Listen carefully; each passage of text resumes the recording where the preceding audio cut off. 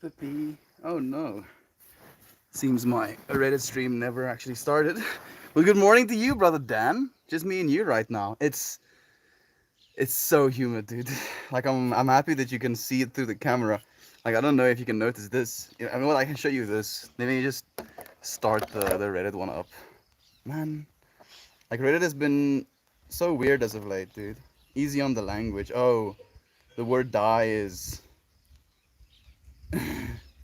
censored. Not allowed to say die. Hey, punk. Okay, this time it worked. It started raining now as I came and set myself up, but I'll say indeed and greetings upon you, beloved and holy friends. Thank you so much for joining me here again today. Sharing the space for living today. Really? You know what? I'm gonna tough it out. I just don't want my little book to get wet or dirty. There we go. There's a spot for it under the cushion. So let's actually start by reading something worth saying. Hmm. Hmm. Hmm.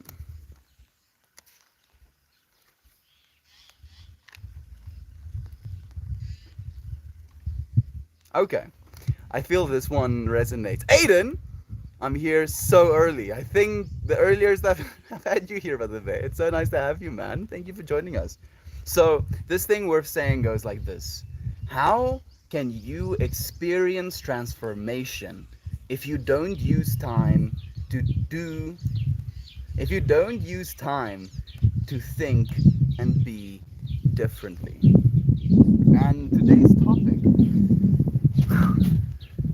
okay, I had a sun shield up, but the wind took it. I think maybe I'm gonna take that sun shield in because it's gonna just soak rain if I leave it now. Be better with me.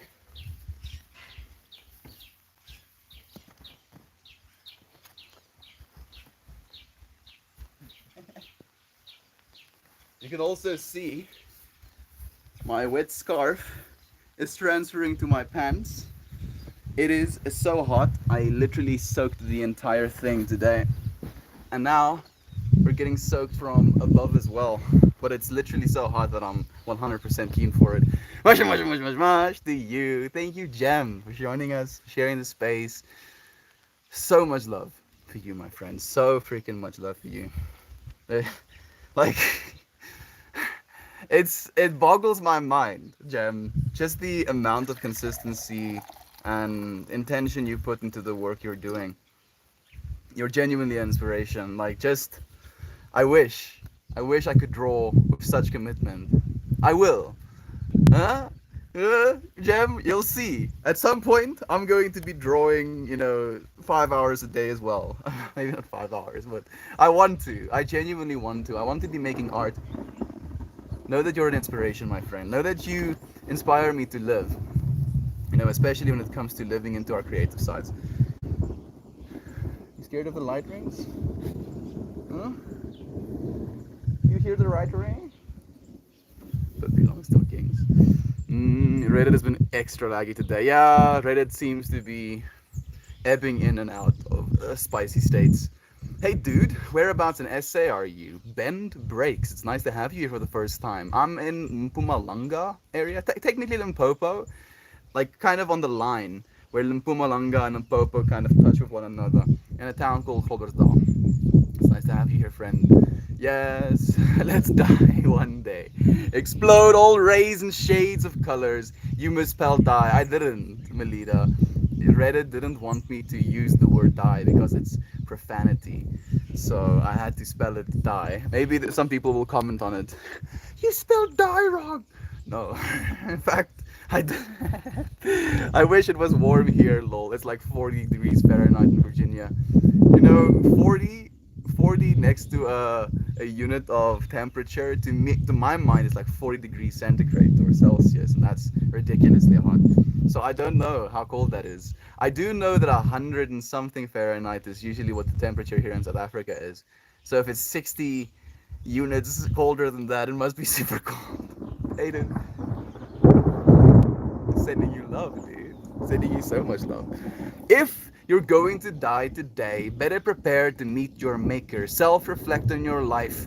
Repent from any of your behavior towards others and your sins, I guess. Held yourself to account before you were held to account by the King of all kings. Thank you, Joseph the Lion. I appreciate your input, my friend. Today's topic isn't so much about worrying about dying today. It's more about coming to an acceptance and awareness that we'll die someday. And with that awareness, with that acceptance, we choose to live today. Like today, I've been a little bit busy. Like I was busy, and I don't mind being busy. But when you want to be busy, and the things that can allow you to be busy get interrupted, it can be a little bit jarring. I was helping my mom bake some rusks, and for some reason, the plugs were super wanky in that little external building. So the microwave and the mixer and the fan would go off periodically, while the main oven still had power. And then if I would turn back, the other things on, the power would drop on the oven, or vice versa. I would turn the oven on, the power would drop on the other stuff. And I was like walking around, checking all the breakers, checking in the main breakers. None of them seemed to be out of whack. So I was like, I don't know what's happening. Eventually got done mixing all of the ingredients, scooped it out into the pans to bake it, already preheat my oven. And as I go basically to put my stuff in, the power drops again. I'm just happy that I didn't actually put the rusks in the oven before the power went off, because that would have been a little bit of a yikes. So left it, basically went to my room. The power is off. I spent some time meditating, and in that meditative state, I feel into this, like, I want to be doing something. I want to, be getting something done, etc. right now. As I constantly do, and I never allow myself any break. But I felt like I wanted to get something done. And then on that level of anxiety, I started focusing. I started breathing. I made myself aware of my breath. And then into my mind popped this understanding that one day I will die. Especially in context with this anxiety that I was feeling. And as soon as I acknowledged that fact, no, okay. It wasn't really just one day I will die. It started off with the feeling of anxiety, the feeling of I want to get something done, something needs to be done. Then comparing this feeling with inside of myself to, feelings that other people have felt in time. I'm pretty sure people have been feeling anxious about wanting to get things done for as long as human beings have been trying to get things done. And I was just thinking to myself, all of those people are now dead. Sorry if I'm being morbid. Like literally 120 billion human beings have been on this planet. So from the 8 billion we have right now, 112 billion of us have already passed. And that 112 billion lives, I can guarantee you, were prefaced with anxieties and fears and doubts and limiting beliefs about what they were capable of. And accepting and acknowledging that they are dead now, after having gone through all of these things, that I am going through these things right now being alive, and that I will someday die, it set my anxiety, it set my feeling of I need to get something done in a new light. And it informed me that again, I have to be here today, in this moment. Be it the power is off, be it that there is thunderstorms above me, you know, complaining or trying to get something done, get past it. We're gonna die eventually. Why do we want to get it over with? Huh? Stop. Chillax. Calm down. Stop trying to get it done with. We're supposed to be here. 4.44 degrees Celsius. Hayden, don't you dare. That's freaking beautiful, man. Yeah, 4.44 degrees Celsius is cold. Like, but it's not, you're not dying, right? Like, it's comfortable inside type of temperature, pretty much. I'm happy that you get to be inside at least, Hayden. How's your new job treating you, Brother Bear? Good day, friends. Good day, Brother Ryan. Me and Ryan had the opportunity, the honor of having a conversation last night, and ooh, every single set of words, exchange, interaction that me and Ryan have with one another is always informed by this genuine resonance, understanding of one another, of the journeys that we've been upon, and it's surreal. It's really surreal. Thank you for joining me, brother Bay, and again, thank you for the chat we had. I believe in your art, Melty. Woo! Thank you, Jem. It's gonna happen. I'm looking forward to equipping myself with a tool, but the tool I want is a little bit expensive, so it will be when it has to be, and we'll get there little by little. All my thoughts of death basically became my poem I wrote last. I can't die in any way that matters. Energy cannot be created or destroyed. Yeah, Aiden. That's the thing, dude. That's the cosmic joke. You cannot die. We're scared of dying.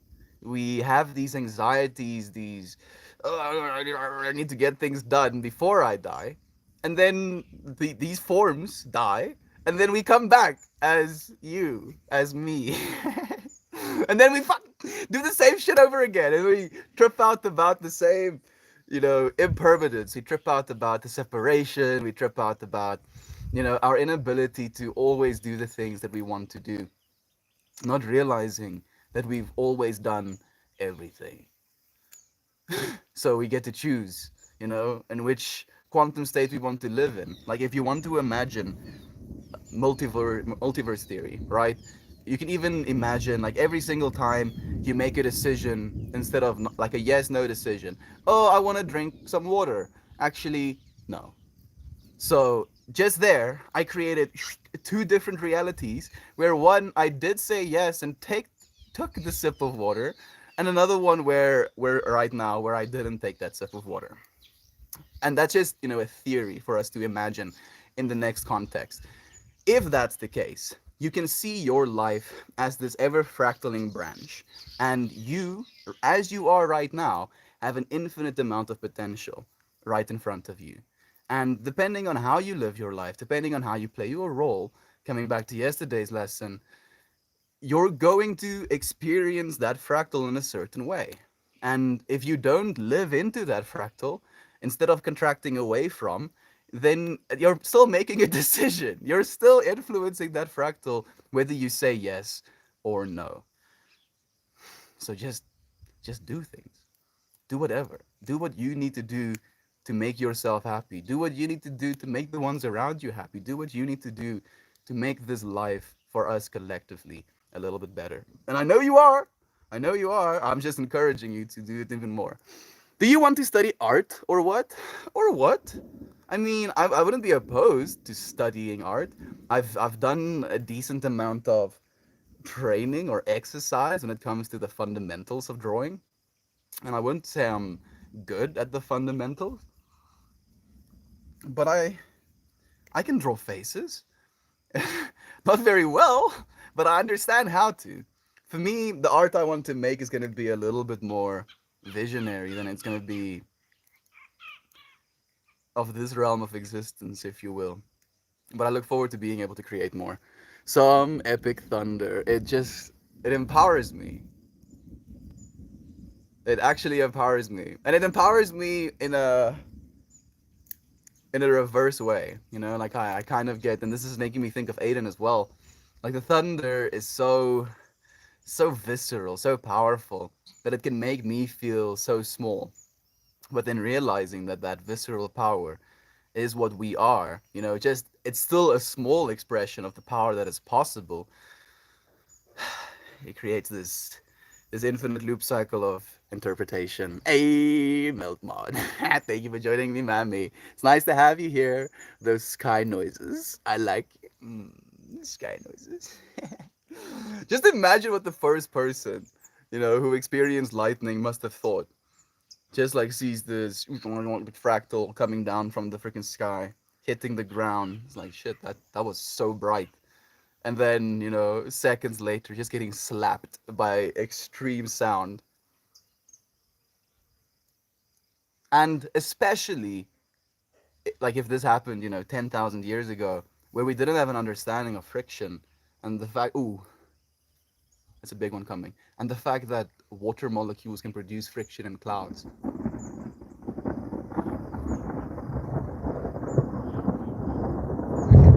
Oh, you what a trip. Oh, yeah, yeah, yeah, yeah, yeah. I love you too, Mother Earth.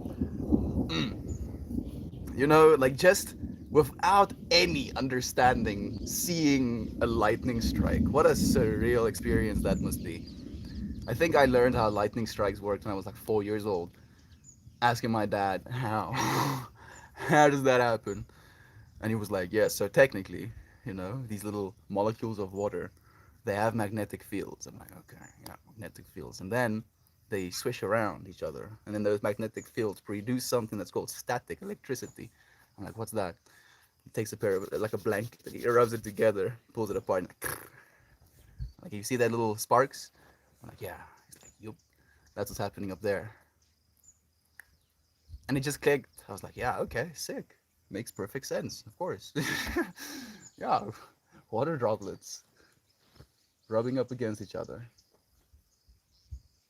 And I don't know if this is the truth, but I believe this is what happens. Like the reason it makes that sound is because it creates a vacuum, where the lightning actually strikes.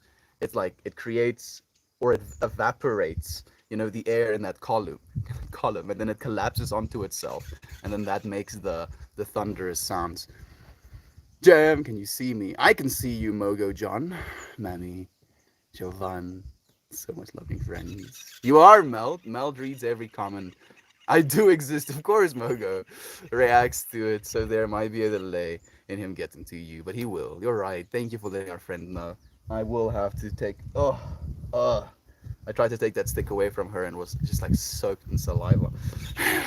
Lesson learned. Do not do, not are. I speak, I can, I swear I can speak English sometimes. Like just reading that comment broke my brain for a second there. I got what you were trying to say. Thank you, Jam. Thank you for the special roast. Weirdly enough, I wanted to drink roast coffee today, and I was like, nah, that's too much effort. I went for instant instead. Now I kind of feel like I should. New than you. Mogo says, if we come back with no memories of before, is there any point in contemplating it? I mean, is there any point in contemplating anything, Mogo? I feel the reason we contemplate is in order to at least create some level of understanding, some level of interpretation, a level of perspective within ourselves. And if we don't contemplate things, we never will reach any understanding. So, arguably, the things that we talk about here sometimes might not be applicable into our day-to-day lives, but it can create a sense in our day-to-day lives that it's larger than just our day-to-day lives. And that is technically what we're getting at. Zen Nomad, I don't think I replied to your messages yet, my friend, but you're saying, I went through a period of a lot of anxiety over the idea of dying. But do you really want to live forever? I had to. But do you really want to live forever? I had to. Laughing. Death is peace, an eternal slumber.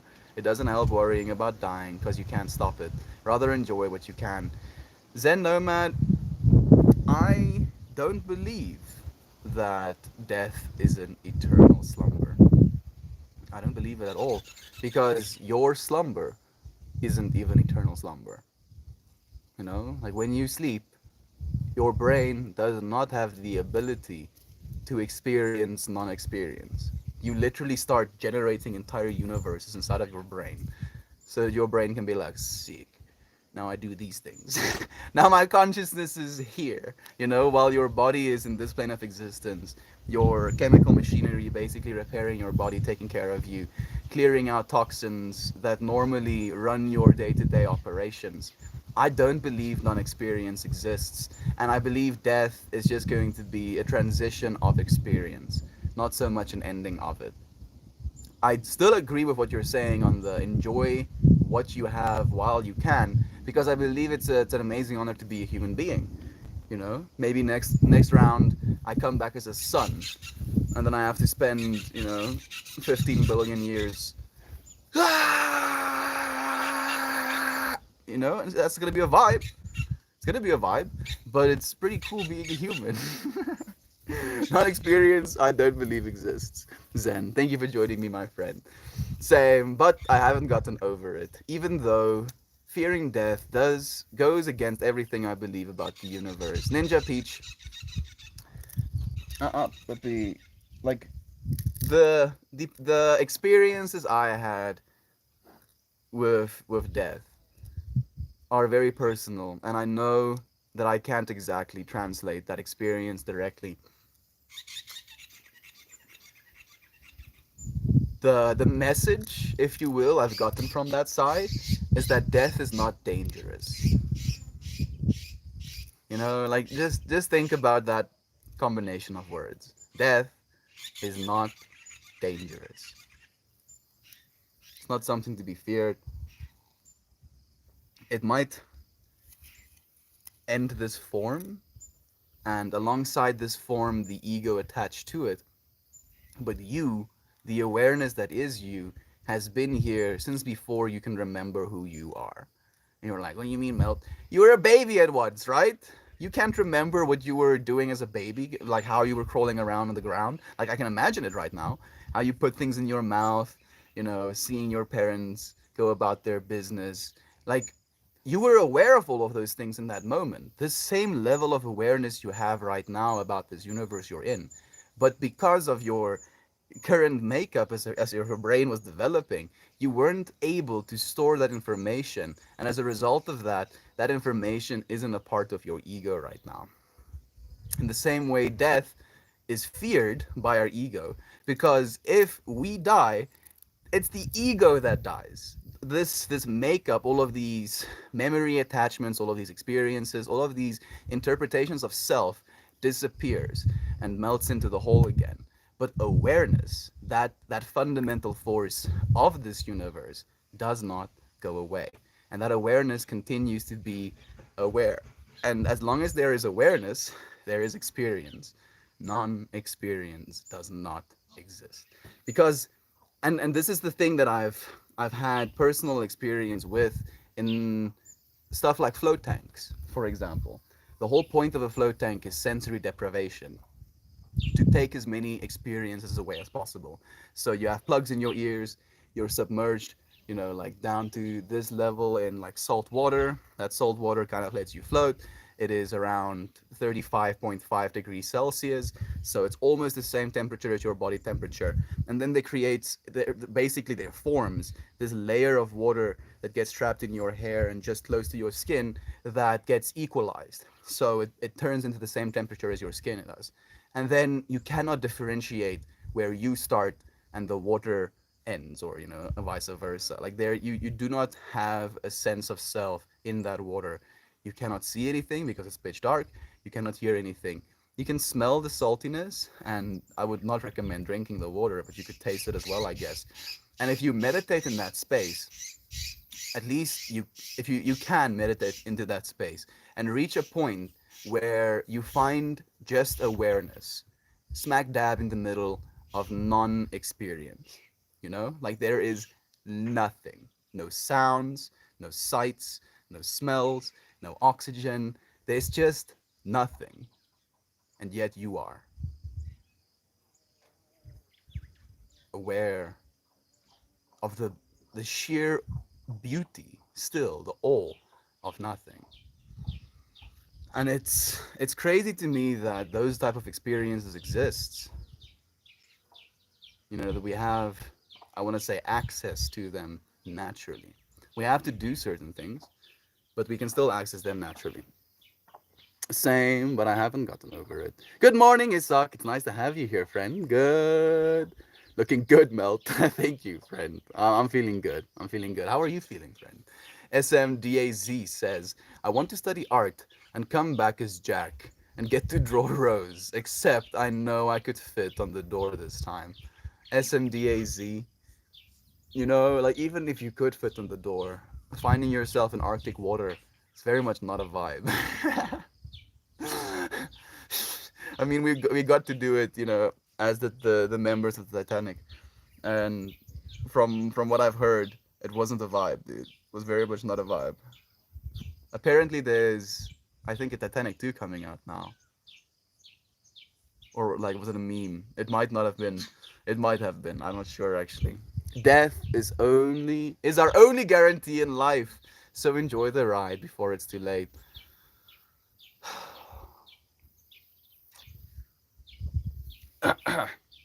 If death is our only guarantee in life, and one of the biggest things we find in life is that love is true, would death be a loving embrace?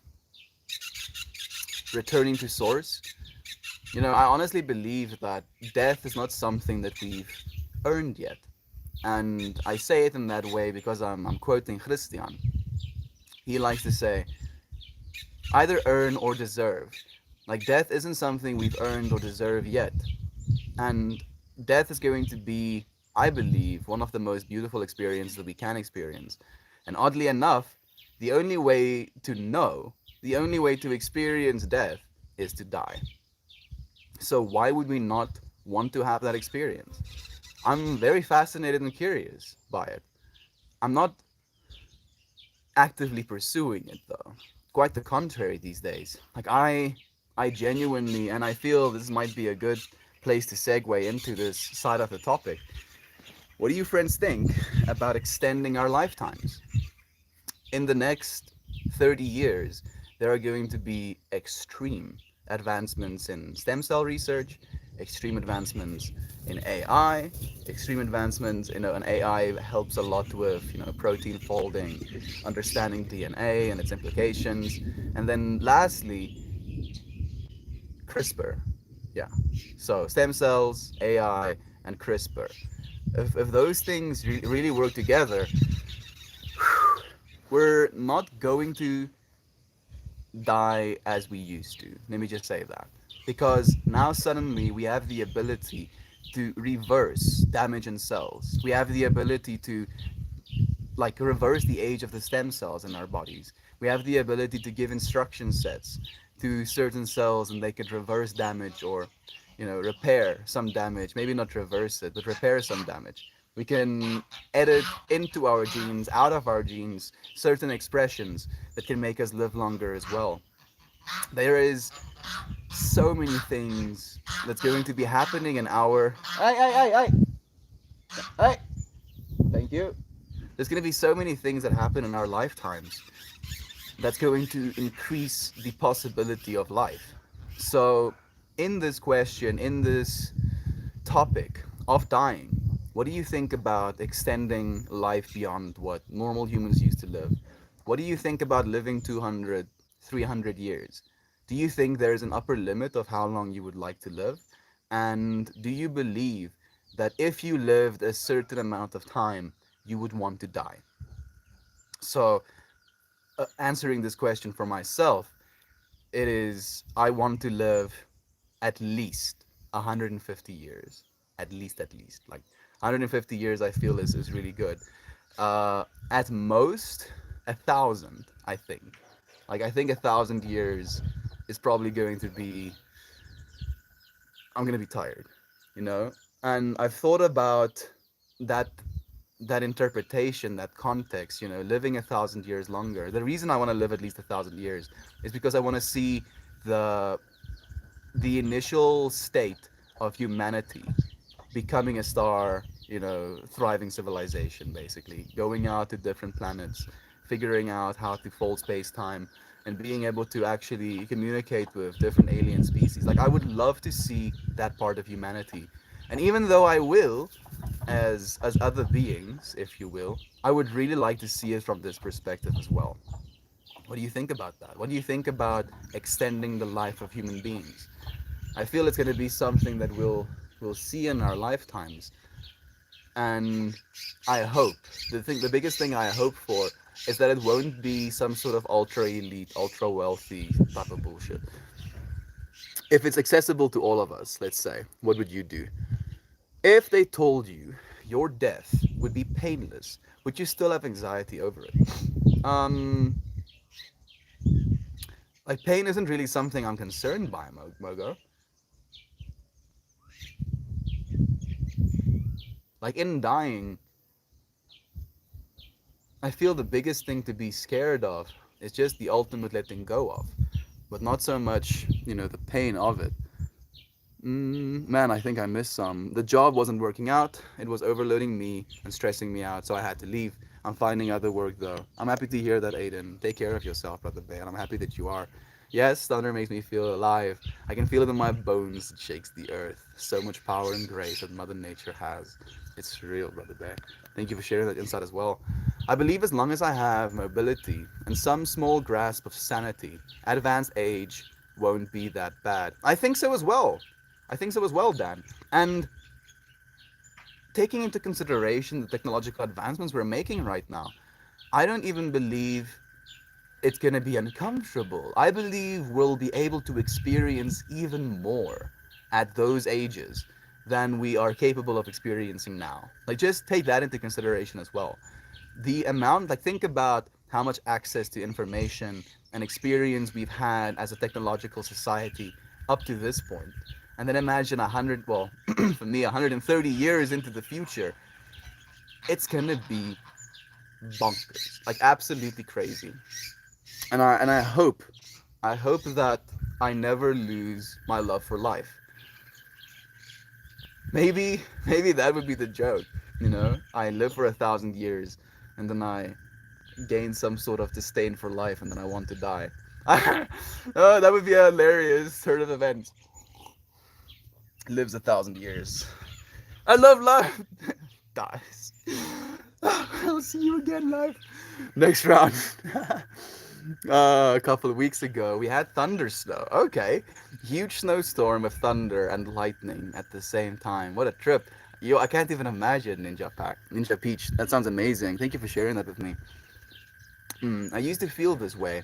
I really don't know what changed or when, but when I consider the question, live forever or die today, I'd always take forever. A front row seat to the end of the world. I'm the same, Kelly. I'm very much the same. And it's like I'm so happy that you're saying it in exactly that way because I feel that is a bit of information that I should have prefaced, this topic with me wanting to live 1,000 years, even more. I think 1,000 years is gonna be my satiation point, but I'll see when I get there. It's for that reason.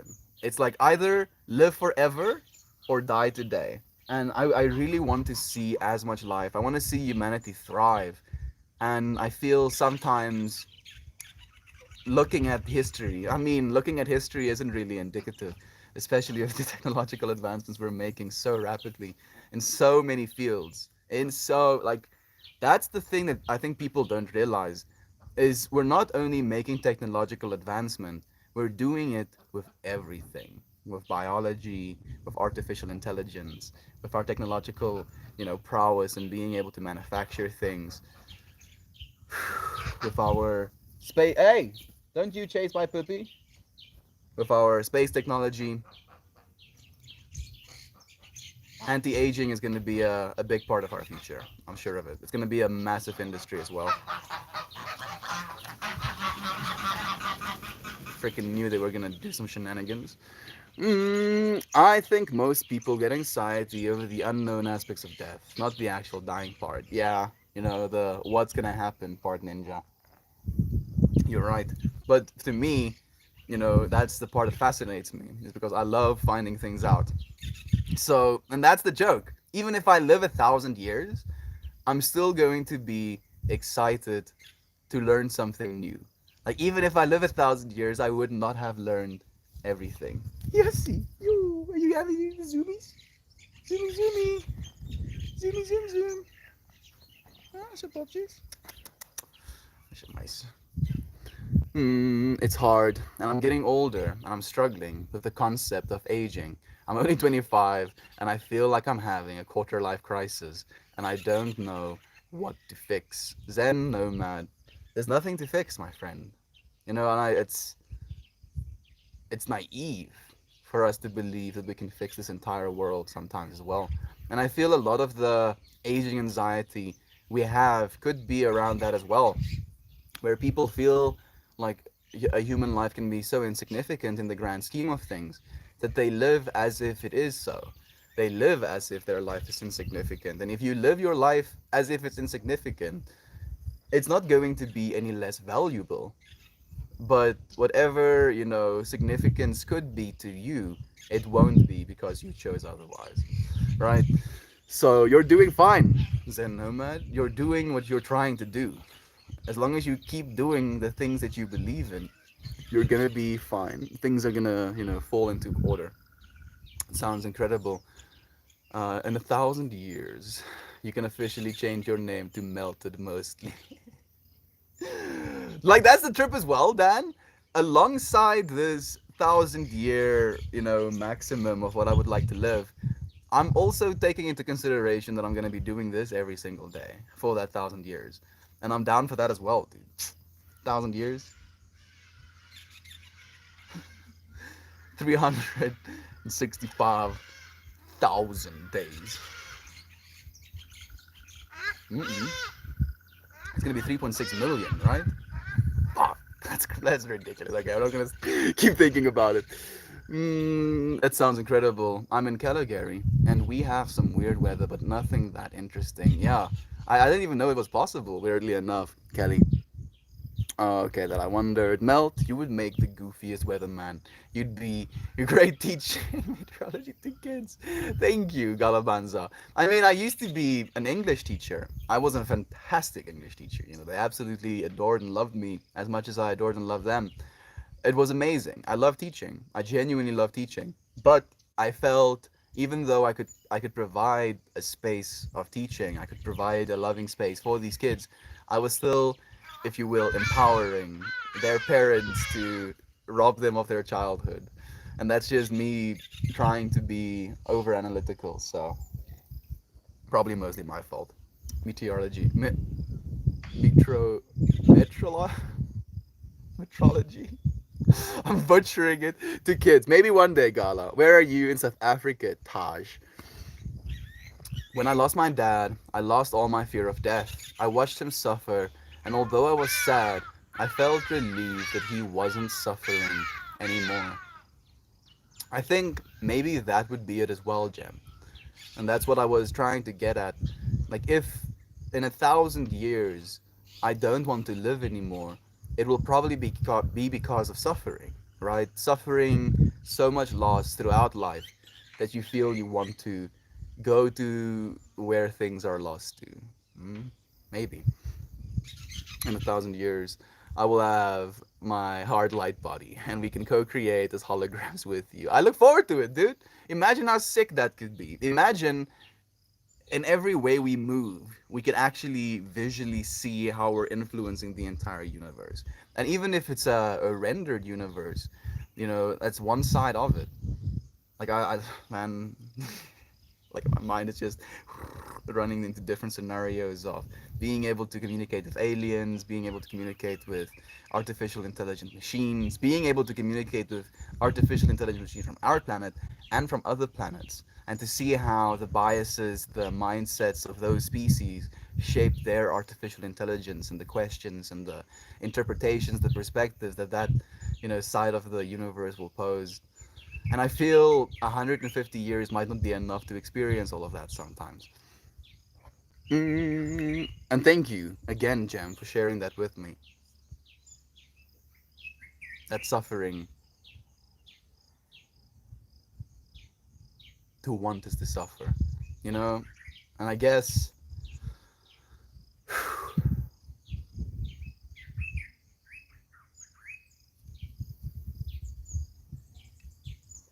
Ermias Plur. What I want to say is like I guess that I don't want to suffer in dying. Like a part of me would like to be the one that makes the decision. And the way that I've imagined doing that is like jumping into a pool of DMT. Like I've actually thought about this. So like me and my friends were having this conversation, and we were sharing these interpretations of infinity, and we were talking about engineering ourselves biologically to the point where our bodies can reproduce faster than cells can die, and as long as we continue eating and drinking water, our bodies will indefinitely stay alive.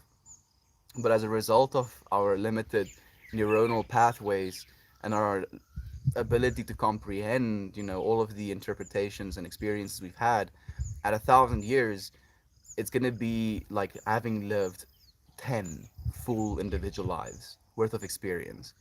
And how much of your experiences that you've had, how much of the being that you think you were has changed. Like what I mentioned in that space is that if you continue to live into your truth, like 100 years after 100 years after 100 years, you're still going to be you, because you're still going to be influencing, shaping yourself to be who you are, if you will. But then I mentioned, and if biological death wouldn't naturally occur, how would you want to die? Would you want to be shot? And this is probably a little bit grim as well, but we share everything. Would you want to be shot? Would you hang yourself? Would you, take pills? And my interpretation of that would be to just, fall into a vat or a bathtub or a, tube filled with liquid DMT. And I'm pretty sure that I won't survive that. I might drown, but I'm pretty sure I won't realize I'm drowning. And that was why I suggested that. I don't know if that's a good idea. It probably might not be. It's probably a horrible idea, but it's one interpretation. Sorry if it's a bit of a yikes one, or at least for in a way that will be remembered. Valhalla, Panda. It's nice to have you here again, friend. I remember you. How are you doing? How's life been treating you? I feel like he's on an amazing adventure somewhere out there in the universe that's beyond anything we're capable of imagining. I agree with that, Jem.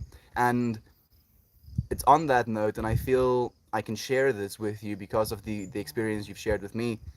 I believe if we hold on to someone who has passed in a way where we keep hurting ourselves, and in doing so, we might end up hurting others, we're being very selfish.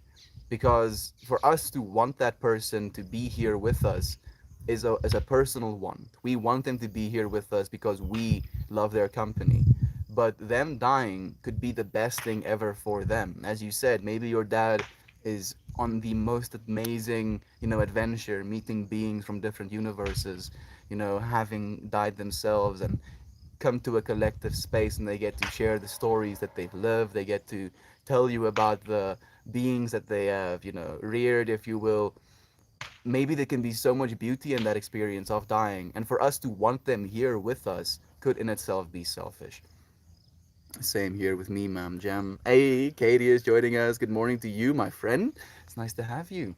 Sleep is just where my consciousness walks between dimensions. Oh, yeah, Panda. Very much so. So much love. I'm sorry for your loss. Thank you for sharing the love, Jem. Do we really want to live forever? It's a song quote. It's a question that is going to become more and more relevant, Zen, because we ask it, like we have a choice. Yeah, we ask it like we have a choice. And unfortunately, and I say unfortunately because I feel it's hard to allow yourself to get there. But unfortunately, when you take significant amounts of psychedelics, threshold or not threshold, heroic and then some, you realize that infinitude.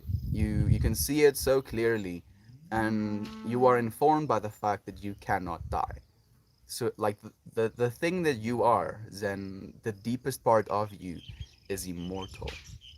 And Christian said this beautiful thing. He was talking about this cosmic family that we have, like entire universe creators as a family member. And there were these, like a single being that split itself up into three. And when it split itself, well, it split itself into two first, and then it split itself into three to have a reference for its duality. And then from that place, there started to be this interpretation of want, of expectation, of what needs to happen next. And the thing that was asked for in that space is everything. everything. And that's what we got. We asked for everything, and that's what we're getting. And it's kind of funny. It's kind of funny. it it can be the funny where you're like manically laughing.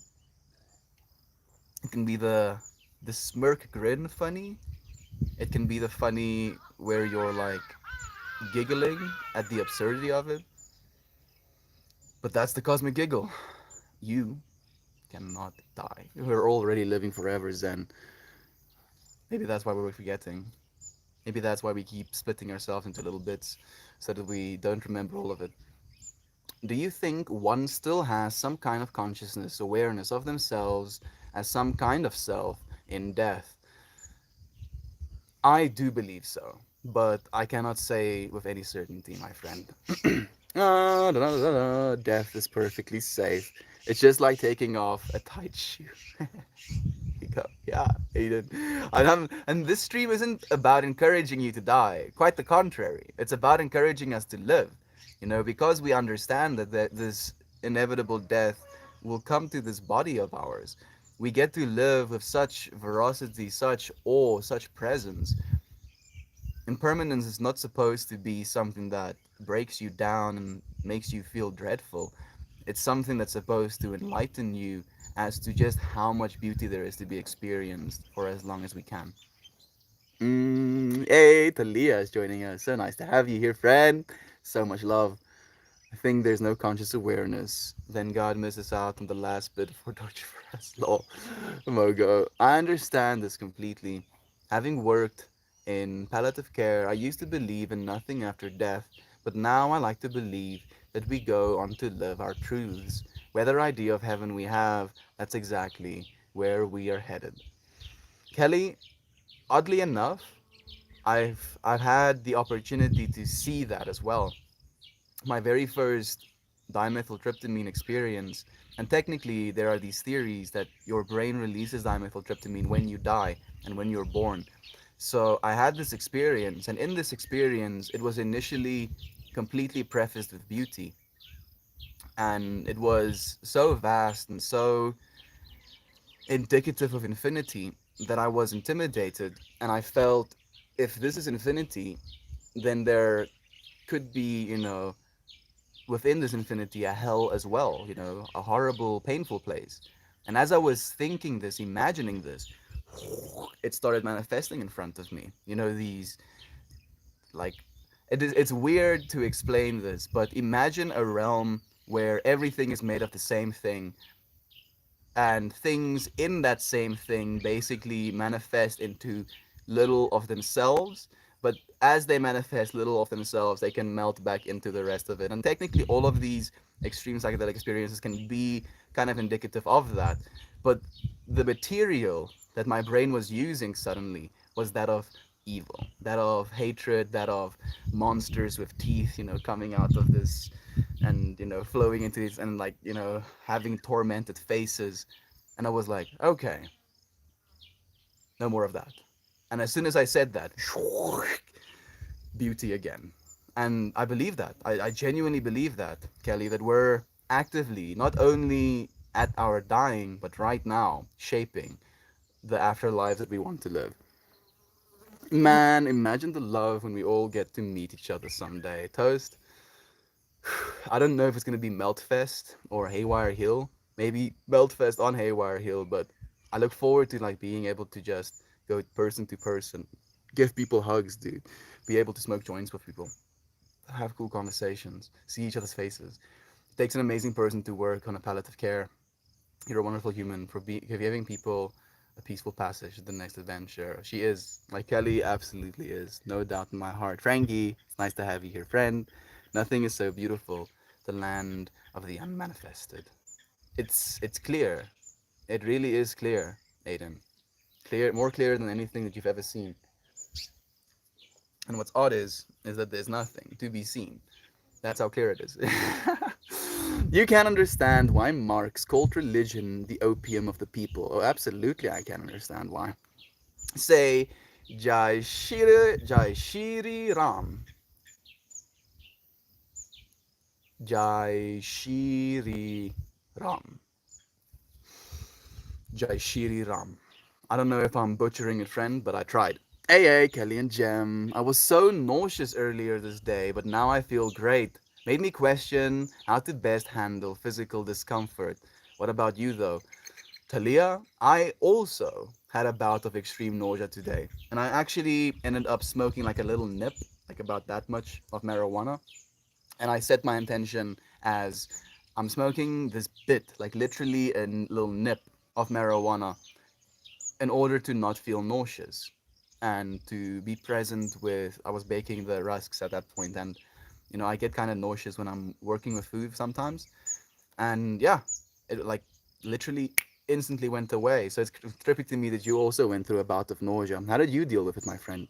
Titanic 2, as in the movie or the actual ship, because they're already as a god awful movie. Oh goodness, I didn't know that actually. I'm happy that I haven't watched it yet. In that case, feeling good. Thank you. I'm glad you feel better. Me too. Howdy, everyone. Hope the day treats you well. Thank you, on B, for joining us, my friend. It's treating me better than it was now that you're here. AI plus stem cells plus quantum computing equals steps to Star Trek future. Oh, yes. Oh, yes. Oh, goodness. Ninja. And the thing is people think it's like, oh, it's like 200 years away. It's like 20 years away. It was an honor, just another part of the journey, and I'm very grateful I was able to bring some comfort and love during that transition. I worked with lots of people without family, so we, the nursing staff, were their family. That's amazing, Kelly. I would love to go to the Zen hospice, like one day. I don't know if I'd be powerful enough to be able to do that. You are. I I can see my heart breaking, but I would try. Sitting with your head between your legs or massaging your inner wrist can help. Ooh, I didn't know that actually. Thank you for letting me know as well, Jem. Auntie, I treat you well. Makes me sad to think people passing alone. You did good and it's a beautiful thing. We had Macmillian nurses come in and take care of Dad. Macmillian. Is it a company, Jem? Damn, that seems like a tough job to me, Kelly. It's great to hear how positively you view this experience. I feel some people are very powerful beings. Kelly obviously is one of them. To have that amount of compassion and to not be destroyed by that amount of compassion, you have to be you have to be quite something. Mm. They were just the most incredible, kind, and understanding people. You have to be, I think. Like it's a next level human being almost, Gem. Doing good, sweets, physical discomfort, puppies, blankets, and weed. Ooh, it sounds nice. Just getting my day rolling, choosing to be productive despite the feeling. I'm happy to hear that on B. What do you want to be productive with? Are there certain things that you want to absolutely get done today? Please do share with us.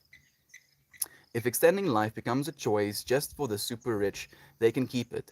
I can't imagine anything worse than spending a lifetime with the likes of Elon Musk or Bezos. Like I'll take you up on the Bezos one. The only reason that I would like to spend time with Elon Musk is just to have conversations with him. But I like to have I would have the conversations with Beth Jesus as well. Beth Jesus? Yes. Beth Jesus. I would love to have conversations with Beth Jesus. And maybe one day we will. Maybe there can be something learned as well. I feel, because of the position that they're in, they've become so dehumanized in our minds, but they're just people. They have hopes and dreams, they have ego biases, they have these interpretations of themselves and the rest of the whole. And no matter what a person's bias, interpretation of themselves or the whole is, they're going to have a perspective, and that perspective can be very valuable. Same here. If Neuralink can tap into our consciousness someday, it may be able to dilate time, much like Inception. So you might be able to live 1,000 years without even living it. Oh, yeah. So, Toast, on a really real level, what Neuralink is going to empower us to do, and this is what people don't actually realize, Neuralink isn't going to be that powerful because it's going to allow us to interface with computers. It's going to be powerful because it's going to allow us to interface, one, with ourselves, and two, with one another. Because what psychedelics do, for example, is they downregulate your default mode network and they upregulate the rest of the interconnectivity of your brain. And you can have stuff like synesthesia, where you can, smell sounds or taste colors, for example. Like that is a real thing that can happen to your brain when your senses basically get processed at the same time. Like you get a input, and then that input goes two different ways. It gets processed by your sense of smell, gets processed by your sense of sight, and then you have that collective experience. That is where like Neuralink or brain computer interface is going to be super powerful, because you can have this chip inside of your brain. And I know this sounds like a yikes, but I mean, you have this chip inside of your hand right now, and if it's not in your hand, then your screen is going to be like at an angle. You're going to have to look over it. Okay, that's just, me kind of tripping out about people tripping out about that when they're already quite literally in the metaverse. Anyway, so this chip could literally connect different parts of your brain with the same input, or could give the same input to different parts of your brain. And that is where I believe the true power of these technologies is going to lie, in being able to experience ourselves, being able to utilize our brain more fully. And then, as I said, the second most important thing is going to be about being able to communicate with one another. And then it's going to be cool because we can interact with technology. But I feel that's going to be the least cool part, if you will. When you mentioned death and love, it most certainly rang true to me. Watching my nana pass away with my cousins and aunts and uncles and my papa was a very surreal experience to share with Ninja Peach. Ninja Peach is your wife? The health eased my worries about death. I mean, I'm not I'm not completely surprised, but I am a little bit surprised. Thank you for joining us, Ninja Peach. If I knew, I would have been sending you even more love, if that's even possible. Assimilation without assimilation without assimilation. Like you're right. So, and that's why I basically mentioned the interconnectivity thing, Toast. Is like when we are experiencing psychedelics, that time dilation happens as well because of that interconnectivity. So I think you might be very on point. Glad to hear you're doing good. That sounds so wholesome. Extending life expectancy by such a margin would increase population a lot. Need to figure some other things out in tandem. Oh, friend, we're figuring them out, and there's a reason we want to become, what do you call them? A spacefaring civilization, right? Like we for the first time have the technological capacity and opportunity to extend life past just this planet. And not only are we going to extend our own lives, but we're going to extend the lives of these little creatures as well. Like in 1,000 years, if the Earth goes through some sort of, apocalyptic event and all life on Earth dies, it would be a damn shame if we didn't figure out how to preserve it somewhere else. Life might be a very rare thing in our universe, and for all intents and purposes, that's the truth right now. Oh, yes, I feel that. Hope you encounter lots of love today. Thank you, Talia. You're sending that love right now. Elon's working on that problem. Yep, he is. Like I have more of a problem with Jeff Bezos than I have with Elon Musk. And I have a lot more of a problem with Mark Zuckerberg than I have with Bezos or Elon Musk. But it doesn't matter. They're not thinking about me right now. And if I'm gonna think about them hatefully, then I'm gonna be the one experiencing hateful thoughts. So I think of them as just people. I think they might be dealing with a lot of stuff, and I think it creates immense suffering in them, and that's why they feel so compulsed or compelled to do these things. But I see them as people nonetheless. Welcome to Desert of the Real. There we go. I don't think reproduction will be the same if we start living a really long time. It won't, Jem. I think, if anything, I believe that being able to extend life expectancy is going to become available to all human beings. And then I believe having kids is going to become a luxury that only the ultra wealthy want to take onto themselves. I need to go to the bathroom. I've been drinking so much water, and I'm kind of embarrassed that I'm running out of capacity on stream, but I'll be back in a second.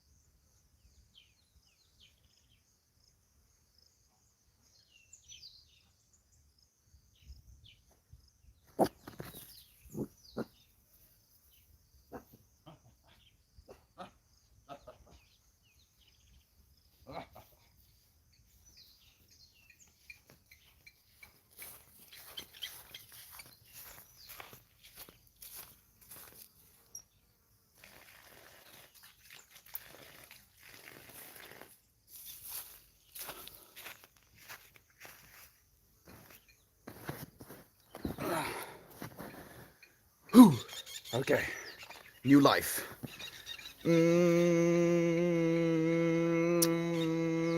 Truly exciting to think about our upcoming possibilities in genetic alteration. But it scares me in a world with so many closed minded people, countries with class systems. I'm afraid of rich being physically and genetically superior. That's gonna be the big yikes, Isaac, because right now we already have these class divides. And if we add, something so significant like actual genetic evolution, physical evolution, then not only are the ultra rich going to be more powerful from a financial perspective, but they'll literally be super beings in comparison to all of the rest of us. And then, by extension, their kids as well.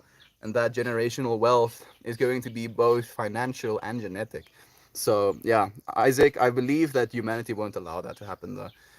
Not only, but many of the richest people of humanity are successful because of the oppression of capitalism. If only the rich get to extend life, then holy cow, they're gonna get more and more reckless. Ooh, Talia, that's a very good point. And unironically, I genuinely believe these ultra wealthy individuals, like the Jeff Bezos and Mark Zuckerberg types, are, being as reckless as they are because of that understanding. They know that technology is going to become available, it's going to extend their lives far, far, far, far past what a normal life is going to be. So that could explain their, wealth hoarding, excessive and compulsive wealth hoarding. You know that that's the way it'll be. Oh yeah, it's already that way, unfortunately. Jacob Rothschild has already done this. While there is no proof, I feel that he has his brain in a digital form somewhere on the moon. Jacob Rothschild. I don't even know what that is. I want to say fortunately ninja. I've met some incredible people along the way for sure. So much heart. Thank you for loving and for sharing your perspective here with us, Kelly. Feel for your lost gem. I really just want to smoke a doobie with ET and then a xenomorph. Oh, I mean, I'll sit on ET's side. You sit on the xenomorph side. How about that, Isaac? It's okay, it's 9 years ago now, and although I still miss him a lot, I just think of our happy times and I send him love. Thank you, Jem. Thank you so much. Like, I think about losing my parents a lot, not in a morbid way, just in a way of trying to keep myself aware. And every single time I come to that awareness, I just go to them again and I tell them how much I love them. When I die, I want to be cremated by a space shuttle launch. Oh, sick! Yeah, Ninja, me too. Oh, I cried so much, but only after. They needed a solid presence. Life has changed a lot in the last year or so, and I needed all of my emotional energy to take a break. Thank you for being willing to do that for yourself, Kelly. For being aware enough to listen, and to heed what you hear. Like that is inspiration in itself as well. This is a good to handle it. I hear that a DMT death sounds like what happens. Our bodies flood with endorphins, don't they? Our bodies get flooded by endorphins when we exercise. Moga. Where are you from? I'm from South Africa, born and raised. But you have to sacrifice comfort anyway. Comfort is technically the thing that kills us, ironically. So, if we want to live forever, it's going to have to come along with some discomfort. YOLO, motherfuckers! Hey, Dwarf, thank you for joining us, my friend. It's so nice to have you here. Do the hard work, especially when you don't feel like it. Yep, especially when you don't feel like it. And getting it done when you don't feel like it is even more rewarding as well. So it has a double benefit. I can imagine. But you've made very special experiences with that. You've influenced the last time of those people to the better. Ah, puppy. Can you imagine? The fact that human beings do stuff like that, and I think we found a 50,000-year-old fossil that had a broken femur, and after that femur was broken, it tried to heal itself back up again, but was never capable of, walking again. And that femur aged, having healed, which means that not only was that being unable to walk, but it means that that being was carried to safety. And then after being carried to safety, was taken care of for like a decade, where the other beings in its vicinity was taking care of him, bringing him water, bringing him food. Humanity. Yeah, fuck yeah. Fuck yeah, humanity. Yeah, yeah. Love is true. Love is true. Love is love is true, Pepe. Love is true, Pepe. Love is true. I'm sorry. I'm being a little bit hard-handed with you, aren't I? What are you seeing? What are you seeing there? Are you seeing something? I don't see anything. I'm not seeing what you're seeing. What?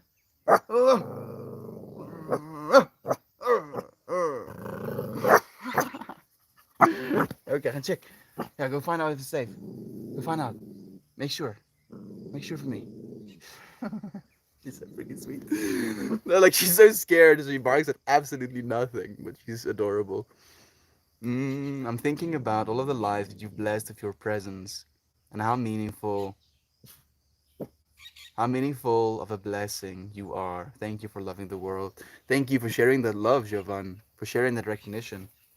I appreciate you as well. Do you know the story of the video game Beyond Two Souls? It's such an amazing take on souls and the world they exist in during life and death. Beyond Two Souls. I don't, Talia, but that sounds amazing. Please, please, please, please send me that name directly so I can go and check if it's not that expensive. I haven't bought myself a game since 2020.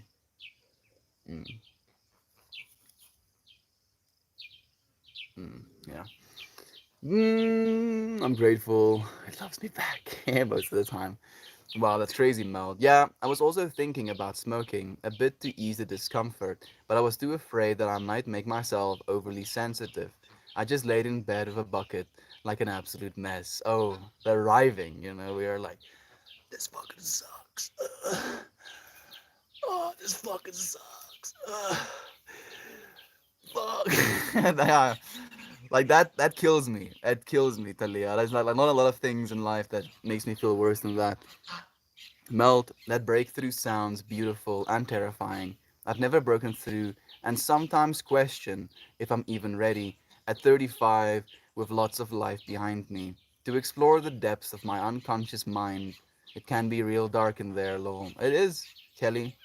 It is. But the thing is, when you explore something, you usually do so with a flashlight, right? If you're exploring in the dark, you're doing it with a flashlight. And if you're exploring in the light, you're doing it with open eyes. So by exploring that side of yourself, the darkness that resides there gets illuminated. Quite literally, by the act of exploring it, you make it less dark because you allow yourself to witness it. You got this, Kelly. You're a powerful being. PDF Life is joining us again. I actually was expecting you, of course. Of course. Thank you, PDF, for joining us as well. That's the thing. I don't think people realize now that we have to achieve some form of quantum computing, it will grow so fast and exponentially that they'll have to slowly let the information out. Too much at once would be too hard for people. Yeah, it's gonna be so weird, Ninja, because it's we already have a divide in understanding. Where there's a large population that has absolutely, and I believe that I'm a part of that part of the population, by the way, that has absolutely no idea how things work. Like I have some rudimentary understanding of how transistors work, and like the little transistor cities they build on silicon for them to do what they're doing. But on a realistic level, if I had to go back 500 years, and I mean, maybe if I found a bunch of smart people and I explained it to them in the level of understanding I have, it could be realized. But me, as an individual, I'm clueless. I wouldn't know what to do. I wouldn't know how to, go about making that a reality. And on that level, so many of us human beings don't have any understanding about the amount of information that's already going on, Ninja. So I agree completely with you, man.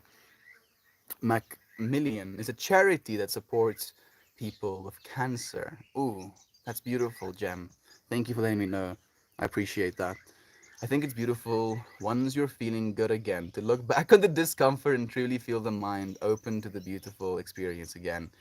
What's ironic for me about that, Talia, is how we notice discomfort. Like we don't notice comfort usually. I mean, kind of, but you're not actively aware. Oh, my teeth are not hurting. I can breathe through both my nostrils. Well, both my ears are receiving audio input. Oh, I can feel with both of my hands. My legs work appropriately. I can breathe. Simply, my stomach is not in a state of discomfort. But when any of those things, happen the opposite way around, one of my ears are closed, one of my nostrils are closed, I, have some sort of, like, one of my arms are, like, got blood cut off to it, and I was sleeping. Now, suddenly, because there is something out of the ordinary, because there is something that is not in alignment with the rest of the whole, now I'm aware of it. And you're right. Like, as soon as we get into that space, we're so aware of how grateful we are when we don't have that physical discomfort. And then by moving out of that physical discomfort, we are so, so grateful again. It's like being reborn. Preach! Although sometimes I get a bit fangirl and believe Elon could save us all.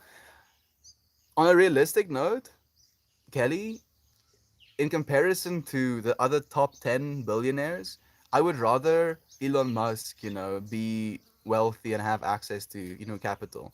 Because if you look at the things he's been trying to do, he's been trying to speed up the transition to renewable energies because he's been understanding for a long time that the energies we're using right now, fossil fuels, is finite, and we're trying to build, an infinite society. We cannot rely on finite resources, so we have to utilize renewables. It's not even obvious. It's the only thing we can do, and he's basically pushed forward, that interpretation.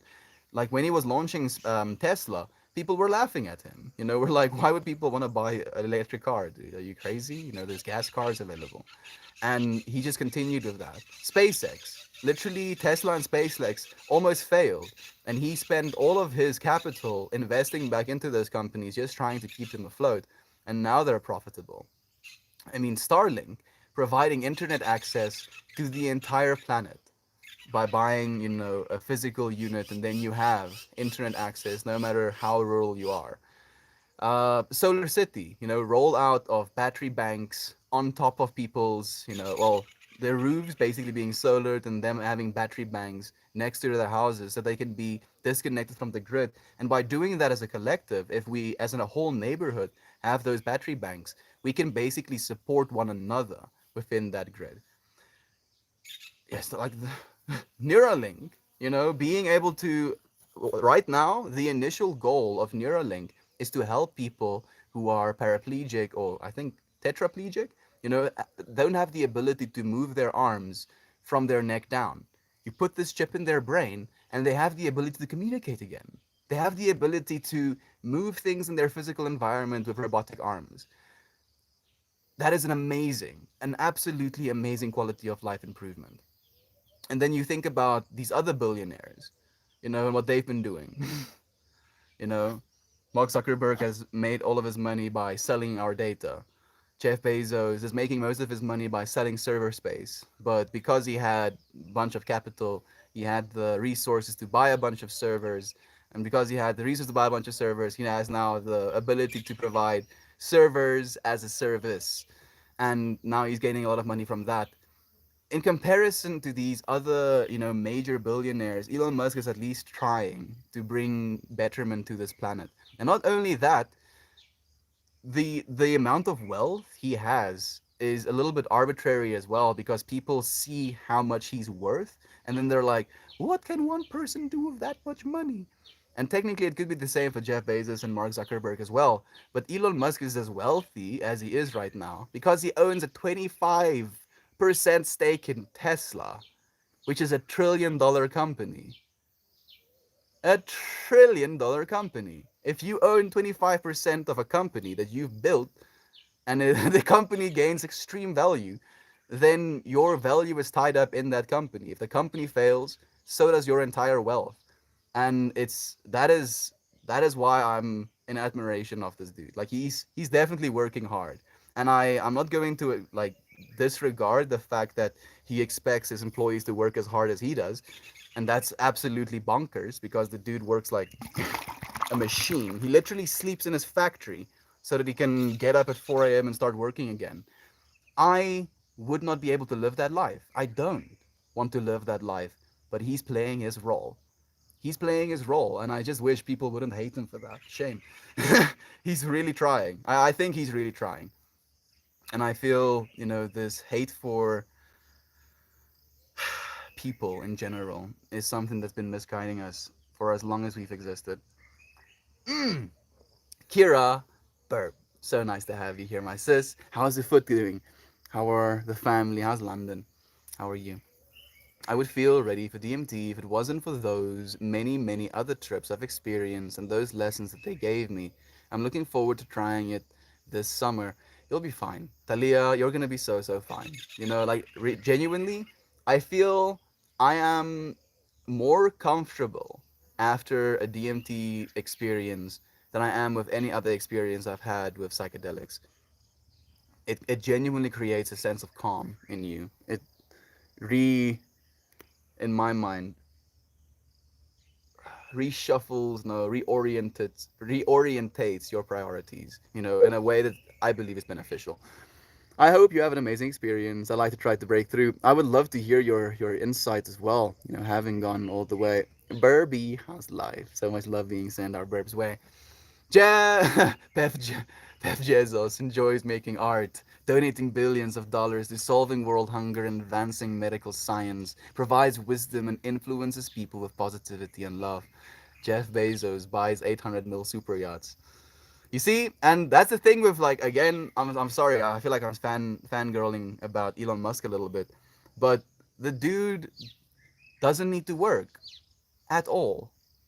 And the thing is, that dude actually works. Where I feel Jeff Bezos has a bunch of people working for him, and I won't call Jeff Bezos an unintelligent man. I mean, he was intelligent enough to see what was coming, even though it wasn't difficult to see what was coming. uh, the innovations that are happening in his company, I don't believe is a direct result of him. Where Elon Musk made his initial millions by programming, and he's an engineer. Like he's one of the chief executive engineers at SpaceX. So if a rocket blows up, it means that he was actively involved in that development. He went through all of the, technological parts of it, and he told them, "Yep, yep, looks good." So he said this. He takes full responsibility if a rocket blows up because he's actually busy doing those things, instead of, and he also has sold all of his properties because he realized that is a fallacy as well. If he doesn't live in his factory, he lives in like a little container home, like a box with a bed. He's, I, I would genuinely love to have a conversation with him. I think he's one of the weirdest individuals on this planet, and that fascinates me as well. Freaking $800 million for a super yacht. You know what the hilarious part of that is, Toast? I think something like 2%. I think it's something like 2%. It might be even more. It might be 5%.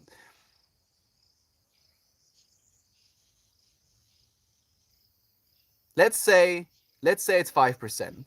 That means he has to spend 40 million US dollars a year for upkeep.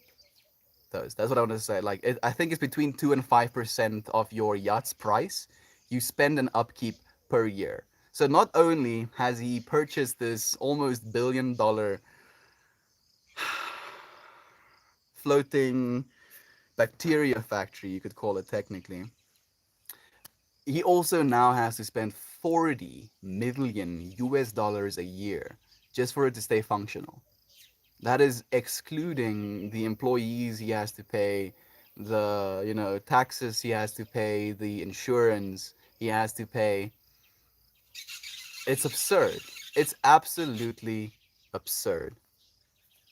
And I guess that's the point, right? It's the absurdity of it. You have the breakthrough experience just at the right time. All of us will. And the joke is that that time, that breakthrough is going to be now.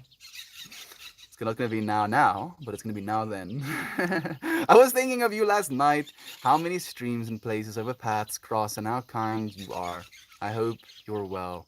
Love you. Love you so much, Kira Burp. Talia is a beautiful being. Hey, Fash. Thank you for joining us. Much love to you. Here from South Africa. It's nice to have you here again. Do I sense a bit of sarcasm there? Because we hear this all the time of the super rich, but now they come with all these billions being spent and nothing changes. So, Mogo, on a real note, the billionaires can't fix it. Unfortunately, not. Even if every single billionaire got liquidated right now, as in every single penny of every single billionaire got taken right now, it will not make, I think, a percent like dent in the US debt right now. Like, just think about that. all all of the billionaires' money won't make a percent dent in the debt gap.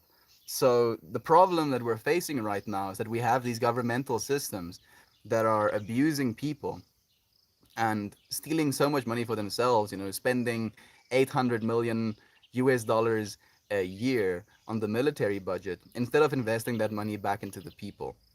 You cannot expect a billionaire to invest $800 million a year into people, but America has that kind of capital, and they've been spending it on military efforts this whole time.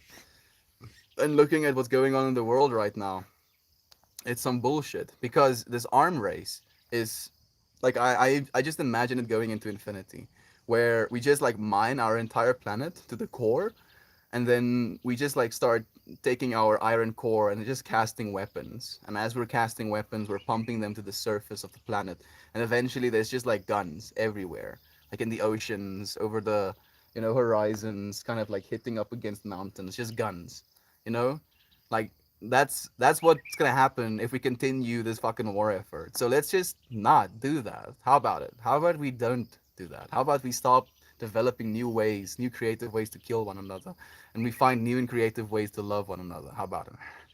Is that really, like, I feel like I'm the stupid one for saying these things, but it's so stupid to me that these aren't common sense type of stuff. Okay, wait for me to come to the UK, come to the North Welsh coast, and we will sit in a quiet cliff, stare off into the ocean, and take the ultimate trip daydreams. That sounds amazing, Kelly. Goodness. So then, pup, how's your day going? She's doing well. She's laying. I gave her a bath today, so she's nice and clean as well. I would love that. Blindfully blissful basic bitch billionaires. I like that. Blindfully blissful basic bitch billionaires. Woof, woof, woof. Glad to hear. So precious, Kira. I'm doing good. How about you? Can't wait to hear all about it. I look forward to hearing more as well, actually, Kelly. Lol. Bev Bezos is the alternate reality billionaire who saves the world. Yes. Yes. Man, I'm not gonna stop tripping out about it. That's a lot of B's, though. Like the letter B. Not to be confused with bullshit. God is a cardboard box. A cardboard box with a little swish on it. God is a triangle. There we go, Talia. Mm. God is a triangle.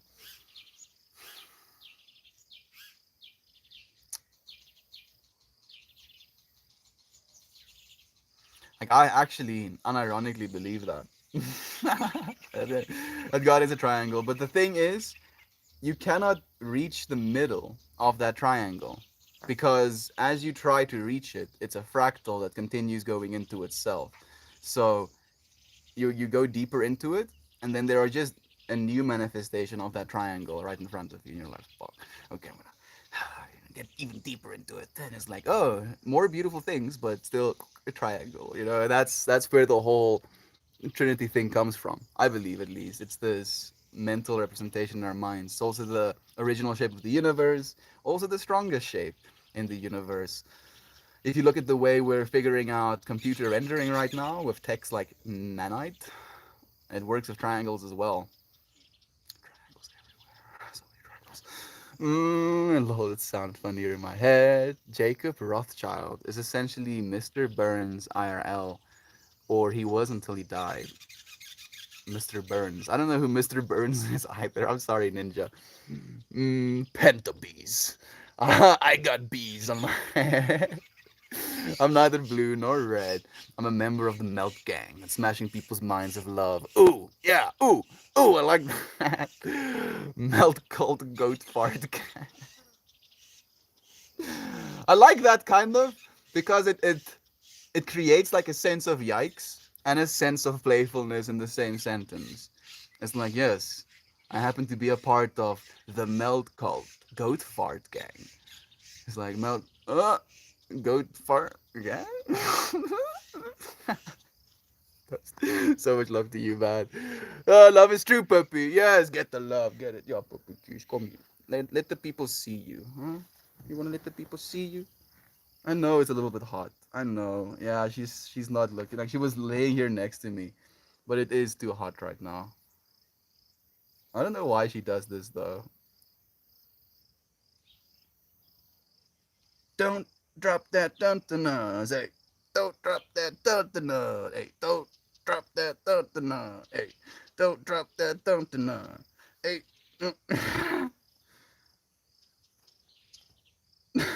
Really? You gonna sit like that? I was about to say that can be comfortable. I saw a tick though. Let me see. Let me see if I can get that for you. There we go. Get wrecked, dude. Hurting my Peppy. Ooh, bless you. Fuck. I'm gonna touch Peppy's face. Hopefully one day you can, Giovanni. Who knows? What if we were once free? What if we were once spirit beings and wanted bodies so we could feel more? And so we created a simulation for our bodies to live in. And now we want to live spiritually or virtually. And we end up making another simulation. Ooh. Ooh, another infinity that you've just created in my mind, Gem. I believe it's gonna happen. I believe genuinely it's gonna happen where we're gonna eventually Dyson sphere, stars and stuff. And then we're just gonna take that Dyson sphere star, run that simulation, if you will, and create entire new realities. I even believe we'll be birthing beings. We'll be creating artificially intelligent neural pathways or uh, I guess algorithms could be one as well. and then you can technically put that algorithm inside of a being rendered, and as that being gains experience, moves through this realm, it starts to form an ego based on that experience. So we would literally be able to create new life. Ugh, my brain, okay. That one is a little bit out there though. Do you need to donate a finger? True. It's true. Like today, I've been a little bit like ha with her every single time she tries to bite my fingers, because she does this thing where she jumps on the back of my leg to try and get my attention, but she usually scratches me doing so, and I worry that when she's grown, she's gonna start hurting me if she does that. I don't know if you can see this. I think you can. Melts my heart. Hmm. Got back to Can I get back to you on that, Jam? Please do, my God. The femur story is one of my absolute favorites. I share it often. It proves that love came first, before gods, before the species as we know it. Love came first. It gives me so much hope. I honestly believe it's why we're here, Kelly. If it wasn't for love being that true to us as a being, we would not be here right now. We would not have made it. And I feel it's maybe the advantage we have over these beings, because this little being knows that she's loved by me, but she doesn't know how to love me the way I love her. And that's okay. You know, like sometimes we don't even know how we can love one another, and we can teach one another that as well. Love is, in fact, true. Thank you, Kelly. I'm happy that that one resonates with you as well, my friend. It's so beautiful.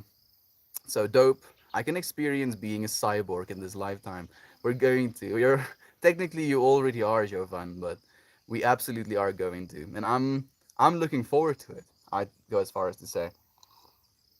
I'm not scared of being a cyborg because I know what I am.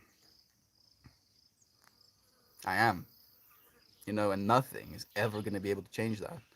No brain implant, no genetic modification, no DMT, no mushrooms. Nothing will change the fundamental awareness that you are. All of these things are just going to be things to be aware of. Realize that. Realize that you are that awareness. Just experiencing. Damn it, Jeff, it's 8 a.m. where I am. It's 3:20 p.m. here. Jovan, some sort of cyborg cyberware. Cyberpunk cyberware. Oh goodness. Like the cyberpunk cyberware, weirdly enough, Talia, I was like meditating one day and I imagined having an arm that could, like turn into like a Metro Man cannon. And I was just imagining myself being this super, calm but powerful being, and someone trying to threaten me, and me just being able to, like, with a pulse cannon or something, completely disintegrate. And I was like, yo, that's fucking grim. So even though the cyber arms and mantis blades would be sick, I would rather have double jump legs. Like, no, double jump legs cannot exist. I know, but in Cyberpunk it could. It could exist. I hope. Hopefully we could get double jump. I agree with you. Elon is making advancements in society, unlike most billionaires. Just wish he wasn't a meme edgelord. He's yeah. I mean, I kind of enjoy that part of it, Toast, because all of these other corporate entities are so obsessed with public image, and trying to control public image, trying to release bits of information in a certain way to manipulate markets and to get people to have an image of what this brand is. Elon Musk doesn't care about any of that. I think his official title at, I think, Tesla and SpaceX is Techno King. Techno King. So CEO, CFO, all of these things are just titles, made up titles. So instead of choosing to be the CEO of the company, legally, when he applied to establish these companies, he created his name to be Techno King. So it's absurd. Like he realizes how absurd this bullshit is. And I can see that in him as well.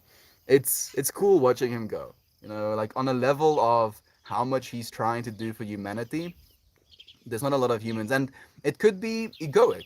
And I would encourage him, even if it is egoic, if he wants to do all of these things because he wants to be remembered and he wants to be revered and he wants to be even deified, let him do it. Let him go for it. Let him help our planet. Then we'll praise him for it. Absolutely, I'll praise him for it because sick. Thank you for helping our planet.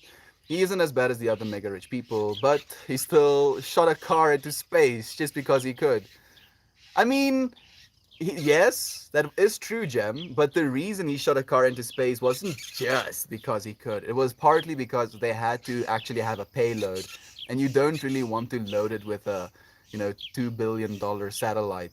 So he put his own personal, original Tesla car in that little payload spot and then launched his car into space. So I agree with what you're saying, though. You are right, Jem. I'm sorry, Elon Musk, this is my cup of tea. He even named his company after a man who had wanted to provide the world with free energy. Mogo, I don't know if you know, but the reason they named the company Tesla is actually as a reminder. Tesla was an absolute genius, but he didn't know how to work with people or how to bring a product to market. And for that reason, even though he was a genius, even though he had all of these great ideas, none of them ever became manifest, and he died a life of desperation. So the whole Tesla name is a reminder of what you're supposed to do if you want a thriving business, if you want to actually make real impact on this planet. So, and he's honoring him. He's like, there hasn't been a company called Tesla before, and now forever, into infinity, for as long as Tesla exists, and someone wonders where the name came from, they'll be able to learn about Nikola Tesla as well. So I think there is still respect in that, Mogo. My friend, who I'm gonna try DMT with, has told me about it. He said he cried every time after a breakthrough, but not because he's sad or anything, just because he's overwhelmed with all the beauty he's experiencing. I haven't cried just yet, Talia. For me, it is more awe inspiring than it is devastating. It can be devastating, but I feel I'm trying to rationalize so much that I don't give myself the opportunity to cry. And maybe I should stop doing that. Overwhelmed in a positive way. Oh, absolutely. Oh, absolutely. Very much so. We are from evolution, hard as it is to grasp for you. I don't think it is really hard for her to grasp. You can see her first words, any independent, is what if? Not we did. We were once spiritual beings. No. What if? It's just an idea, just an interpretation. Oh, I think I missed some of your comments. Sorry, Brother Dan. A spiritual being with squishy bodies. With our squish goes away, our spirit continues. We are energy, and how we influence this world with our energy is entirely up to us. We have goats. I've never heard them fart. Tesla died penniless. Brilliant mind, terrible finances. Exactly. Exactly. And it makes me sad. I would love to have a conversation with Nikola Tesla as well.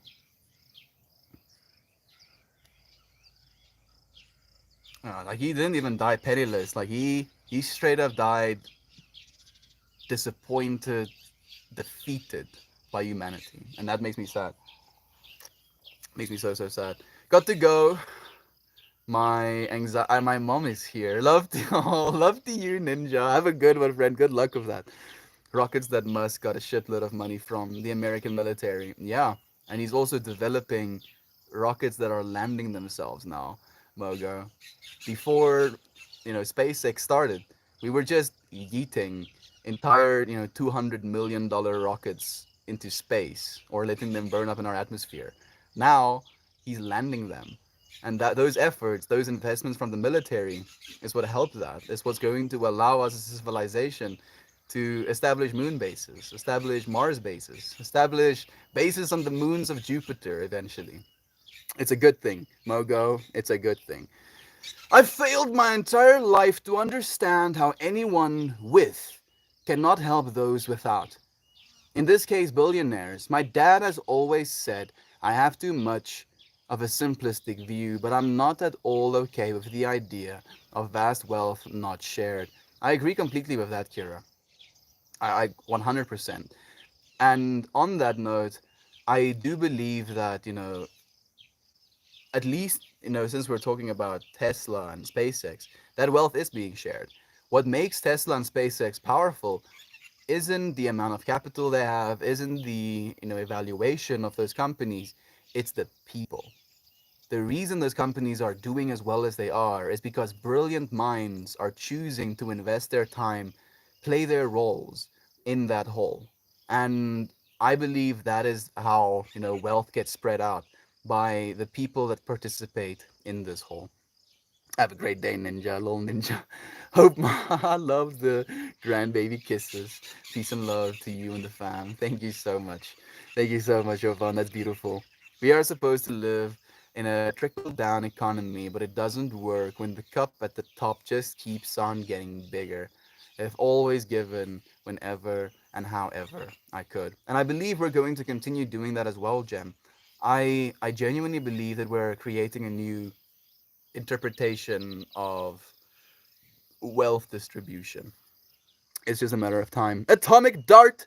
It's nice to have you here, my friend. Thank you for joining us. I remember you have another account. Let's see if you're gonna sign up for that one. Bloody dads and their simplistic views. Do they morally fair views? Me. That's 100%. I simply can't wrap my head around the hoarding of wealth. My ex always said if we won the lottery, we would have to immediately take half each because I'd give all mine away. That is kind of beautiful, though, Kelly. I like that. A kindred spirit. I probably would give about 80% of mine away. I would invest 10% of it, and then 10% of it I would spend. Like that was what would be my pretty like the thing is as well, if I was going to, spend that money, I would probably go very individually, person to person, see if they have, some sort of dream that they want to realize, if they have art that they want to sell, and then actually support them in that way, encourage them to continue to create more as wealth not trickled down to you yet. Technically, the wealth has trickled down to all of us by having access to these devices. 50 years ago, only the ultra wealthy were able to afford computers in their homes. Literally, even the ultra wealthy didn't have access to the internet. And now, because of this wealthy society we're a part of, we can purchase these devices relatively affordably. Like for 200 bucks, you can have a smartphone these days. And then maybe for 50 bucks more, you can have access to the internet. That is pretty impressive. It's pretty impressive. It really is. Technically, you can go by contract and you can go like 50 bucks for both your phone and your monthly internet usage in one, and that is also bonkers. It is really cool. Oh, sorry, Pops. It's really cool that we have had the opportunity to have some of that wealth trickle down to us as well, especially in technology. If I did, I have missed it. I mean, maybe I have illuminated maybe a little bit part of it to you right now, women in a van. Gem. I feel that Kelly and Kier, why isn't monetary hoarding looked down on by the masses as other types of hoarding is? The illusion of power is toxic. My interpretation of wealth hoarding, I've shared this with you friends as well. I believe that we should create a sense of, or we should basically equate how much a wealthy person, wants to live on in a given month. And then if they have earned enough money to live for like 444 years, we can make a whole event off of it. If they can live for 444 years with the wealth they've accumulated, then it cuts off. They no longer have the ability to accumulate wealth, and all of the wealth they continue to accumulate then goes back, to people, if you will, to help people.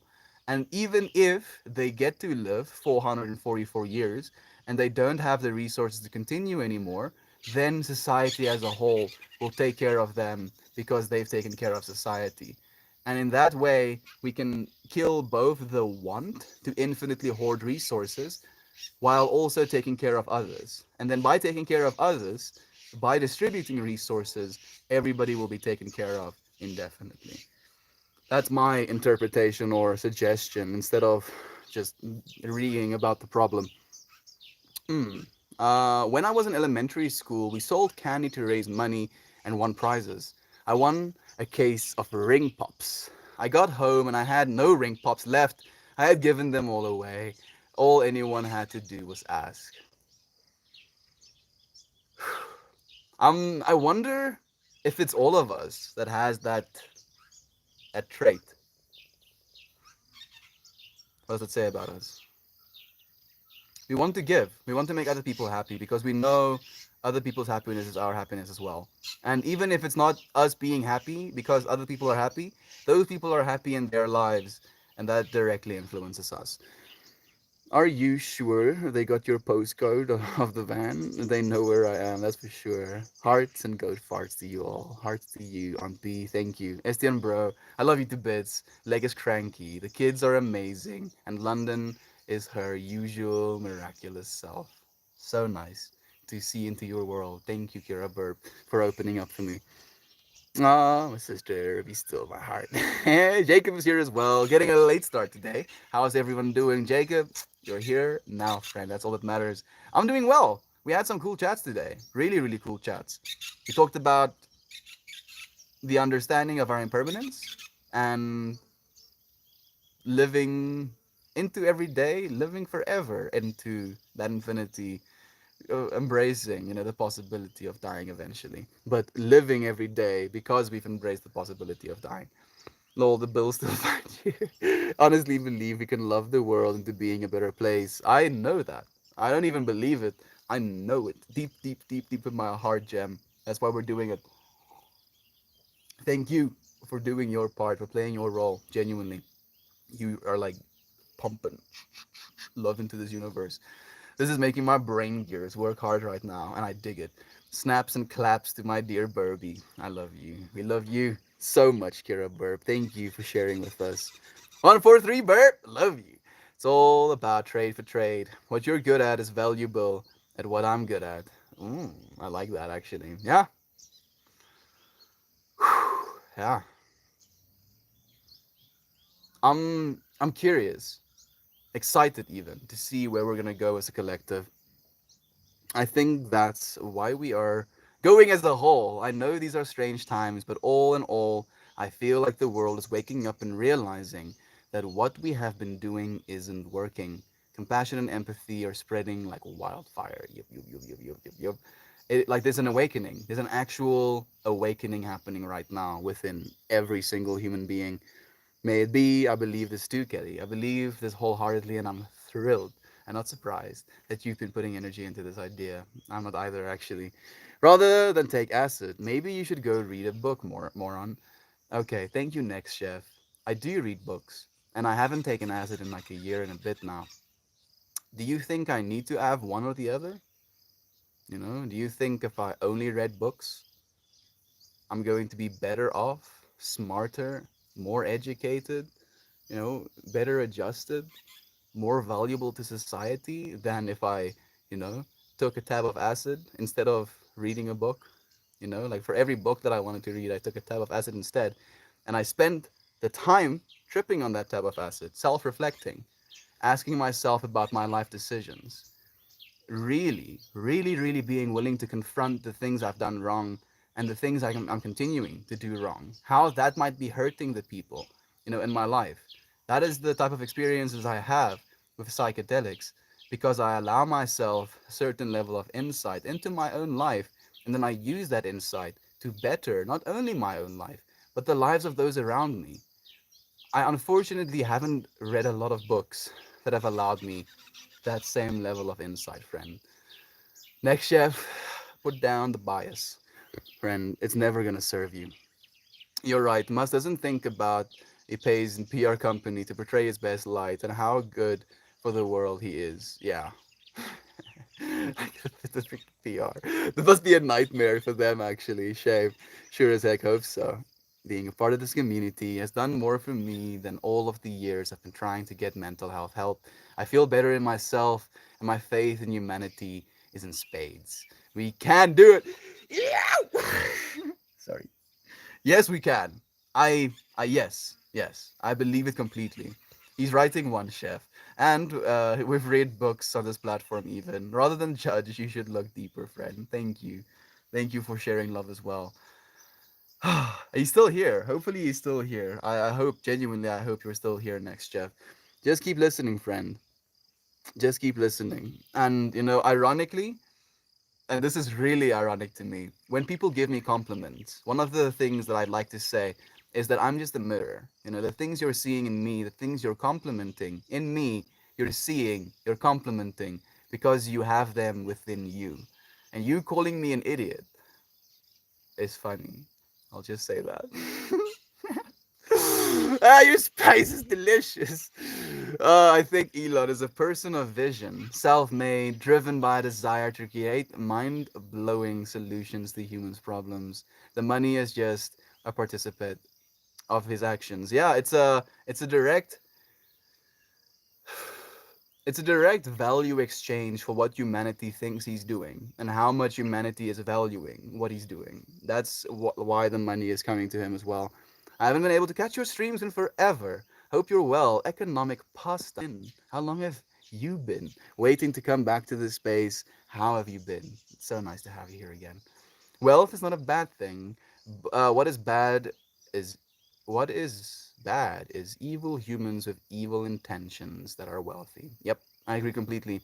Humans that are humans that get wealthy, hoping that the wealth is going to, make them feel something, give them a certain sense of self, give them a certain, comfort.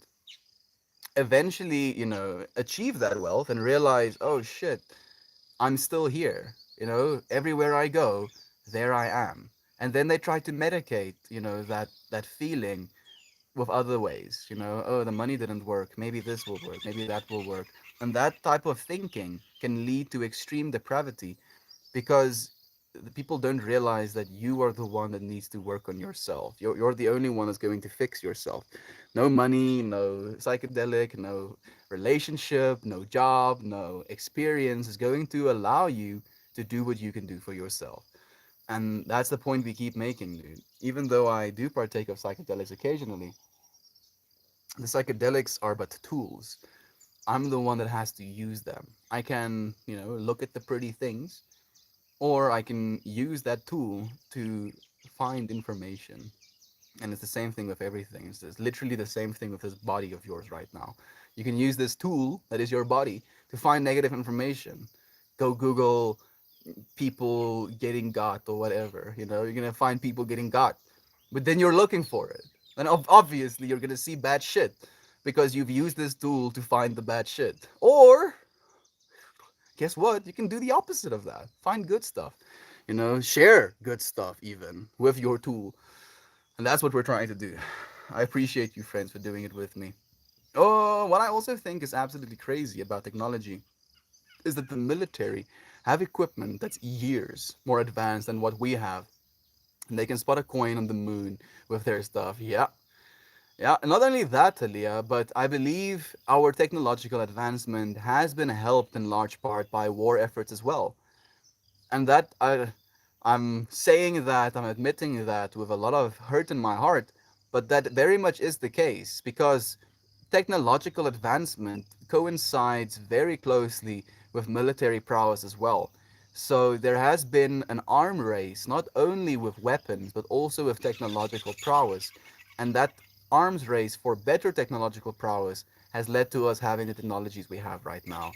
So there can be good parts of it. But yeah, like don't forget that I just said that. Well, it just seems to amplify that in people. I feel people that are willing enough, toast, to pursue that wealth have a certain feeling within inside of themselves that there is not enough, and that feeling of there is not enough, once you have more than enough money, once you have more money than you can realistically spend, then that feeling of I can't get enough, plus being able to get enough, it messes with you. It can bring out the evil in everybody. Steve the Pirate in chat, legend. He is? Where? I can't see Steve the Pirate in chat right now. Maybe you deleted this comment. I wish the military would be mostly defunded around the world. They should be there for defense and in humanitarian crises. But maybe that's just wishful thinking. I hope not, Jem. I believe the same thing. I believe that there should be absolutely no investment in offensive weapons. Like, I feel maybe it will be difficult to defund the military completely, but maybe it would be possible to defund offensive development. And technically, it still will happen regardless. But we already have nuclear weapons. We have the ability to fuck every single living being on this planet, every single thing. So how about we don't do that? Huh? How about we just stop? How about we don't kill everything and we live instead? That's a tough topic. I wish the world was different in many, many aspects. War and military is a big thing too. And now I've shared that perspective of technological advancement as well, so there is that to consider as well. We just seem to be coming up with more and more ways to utterly destroy each other instead of supporting, encouraging, and cherishing the fact that we're even alive in the first place. We are. Paradigms are shifting, Jem. And parts of me feel saddened by the fact that we're going to have to wait for some beings to pass on. But part of me knows that within the next 44 years, the world is going to change. Lynn is joining us. Yes, Mel, you must choose between acid or books right now. Oh, books, acid. Oh, books. I would technically book, like realistically, if I had to actually have to pick between acid and books, I would actually pick books. That's the irony of this person's comment as well. Like I have, I've read, multiple books that I've gained so much from, learned so much from. But this person assuming, that's the thing that irks me. Why not both? Yeah, exactly, Toast. Why not take tabs of acid and read a book? I promise you. I 100% guarantee you. If you can continue reading and you can follow a linear set of thought while reading that book, you would love it. It's going to be probably the best experience you have reading a book ever. Take acid and write the book. Even better, Gem. PayPal, self-landing rockets, job creation, help in weaning the world of fossil fuels, etc., etc. Yeah. That's about it. Sorry, I only know about the electric car. What other solutions are out there? Yeah, there's a bunch. There's a bunch of them. So, like, PayPal is basically the ability to send money over the global network, and he basically is one of the people that figured that out as well. The only answer, fully illustrated, Jem says, sell the film rights. Now it is an IMAX and lace the popcorn with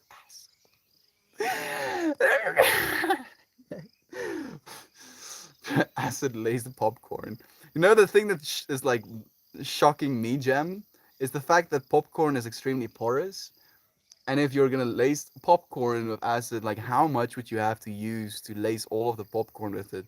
And I just imagine this person getting a higher and higher as they keep eating their popcorns. Low effort troll, so boring, right? Right, Toast? Like, just if you want to troll me, like devastate me, ruin my life or something. I would love it. Make every bit of my self confidence melt away, drip through the cracks, leave me naked and vulnerable. I would encourage you to do that. But if you cannot, then don't. Hmm? Sorry, it's not humanity's idea of must value. It's the banks and the businesses. And what do you think the banks and the businesses are run by? Mogo. It's just by humanity, friend. It's just humanity. Like, and the things he's doing is unequivocally valuable to humanity. That is very much the case. What's up, hefty revenue? It's been forever, friend. I'm doing well. I'm doing really well. It's a bit hot. It's a little bit cooler now, at least, but I'm doing well. How are you? Do you know G's Reed? Jessie Reed, probably. She experienced sorts of psychosis through meth, but talks about the crazy ways that she sees the world in podcasts. She thinks that there are different types of energy that participate in progression of humanity, with one of them being destructive of old, but the destructive energy is very extreme at the moment. I think that's quite an interesting approach. That is. That is very interesting, actually, Talia. Been a while. I'm doing well, friend. It's nice to have you again. Who put the coin on the moon? What are you doing? Been thinking of you. And Nick. Yeah, me too. Like 2 days ago, was it three? 2 days ago, I actually ended up rolling that. Nick joined. Nick in the middle, Chiller Vision at the bottom, and then on the side, Snoogies. Sent him a message, sent him a photo of the little Garrick paper as well, and had an amazing time. Smoking that joint and sending him energy. We love you. We love you, Lynn. We love Nick. Like, I know that he must be overwhelmed right now. Like, I tried to reach out to him, but yeah, I think he's overwhelmed. That's the perfect question event. I don't think there's a coin yet, but they'll be able to see it once it's there. There you go. You got it as well. Military contracts or where it's at. Oh yeah, so much money.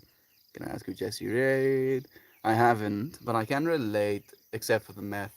And I think self-destruction is a natural response for a lot of people in the world where they feel unable to succeed. Yeah, exactly. And we're not only feeling like we're unable to succeed, but this world is almost creating this interpretation of success. And the people that are most successful get the most spotlight. And because of that, this idea, like the extreme success, is what we keep seeing. That it feels so intimidating for us to try and do something for ourselves because how can we expect to gain that level of success? You don't need to. Your success is going to be showing up for yourself, first and foremost. Uncle Becky, thank you for joining us, Brother Bear. It's so nice to have you here.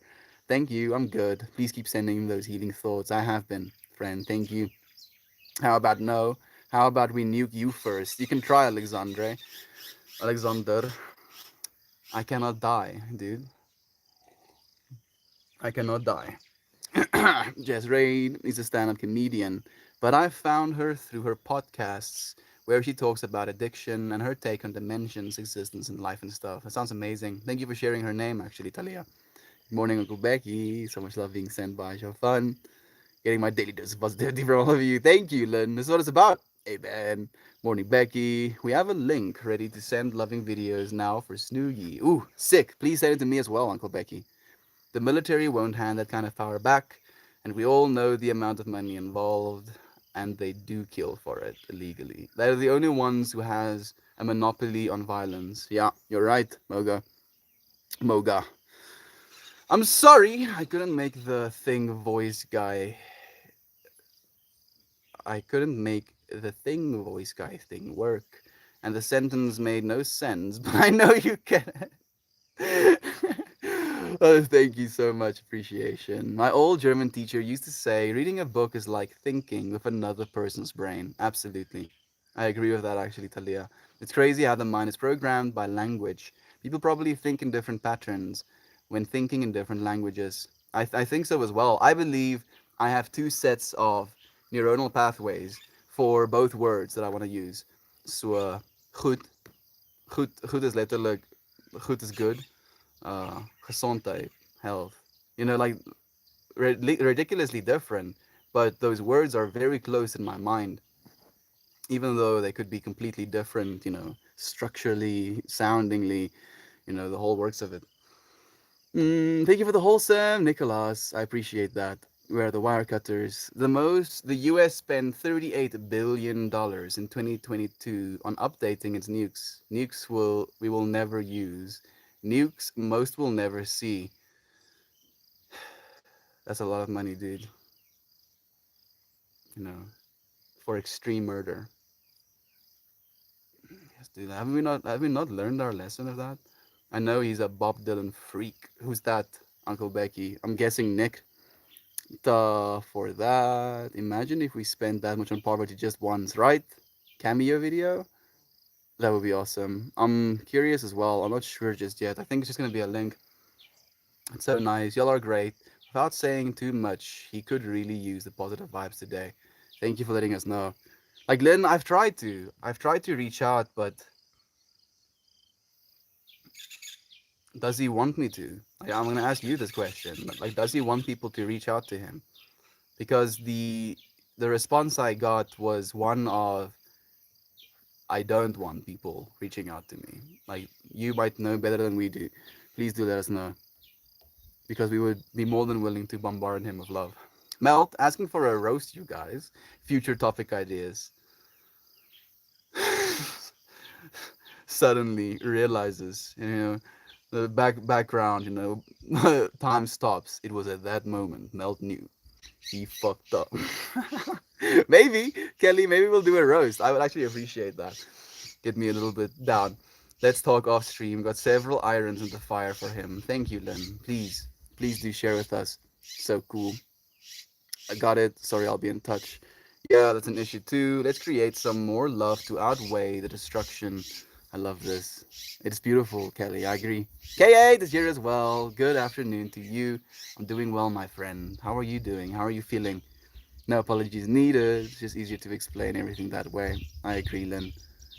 This is why our community is so precious. So much good is going on, and too will spread, and it will. And if we feel it in ourselves, we can help others feel better too. And we have been. We have been, Jem. It makes me so happy to see new people show up in this space and, admit that. The fact that these spaces do help them makes me so, so happy. Did them pesky coyotes ever show up? I wonder, actually. I don't think so. I've been thinking about you and Snooze a lot, sending you a lot of love. Competitive Cars says, going backwards is not a solution. History shows that weapons were always around for survival and for defensive reasons. Ask any country around the world if they wish if they had super weapons. Having weapons deter the evil from robbing your freedom, I guess. I hear you, friend. I hear you. And I understand that as well. But we're no longer,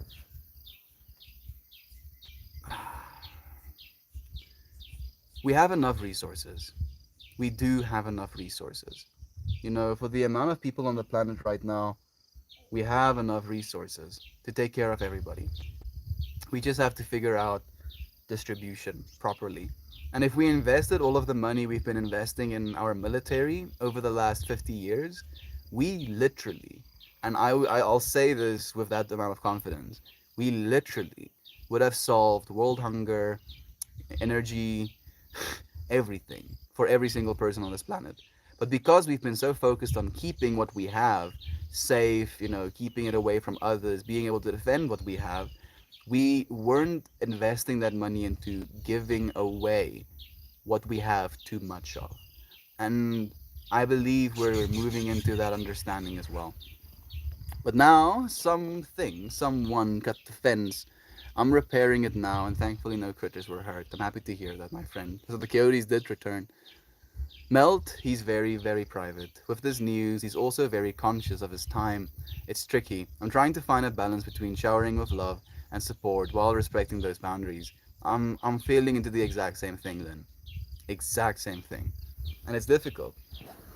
It's really difficult. Time, man. Time.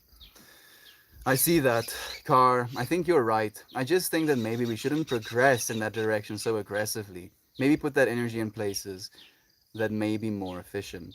Like we figured out how to, like that's again, and I know I've said this before. We already, like I think something like 50 years ago, already had the capacity to kill every single being on the planet. Everyone. Everyone dead. Everything dead. 50 years ago, we had the technology to do that. Why do we need more of that technology? Why? We don't fucking need to do that. Nobody wants that. Stop. Just stop. Because like you're right, Jovan. Like we figured out how to do that. Our energy needs to go into places that we haven't figured out yet. We haven't figured out how to stop climate, change. We haven't figured out how to take care of every single being on this planet.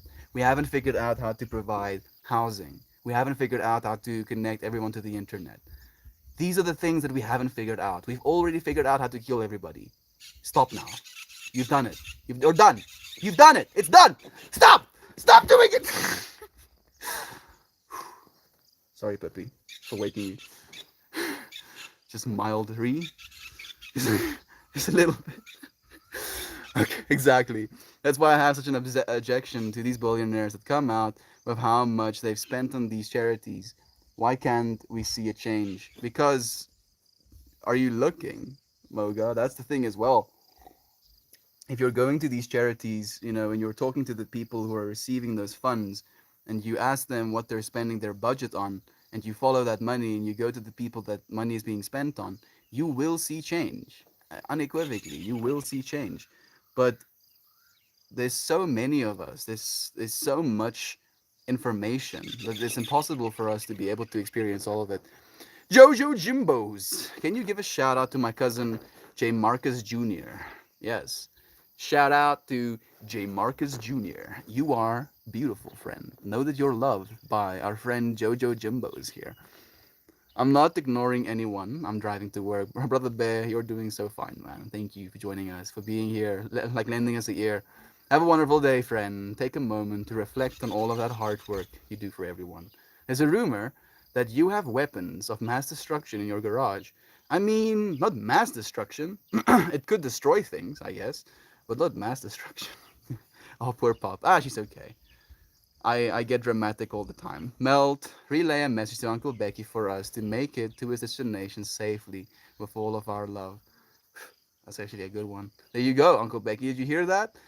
Every single being in this stream right now is sending you safety vibes, dude. Get home safe. Be with your loving family.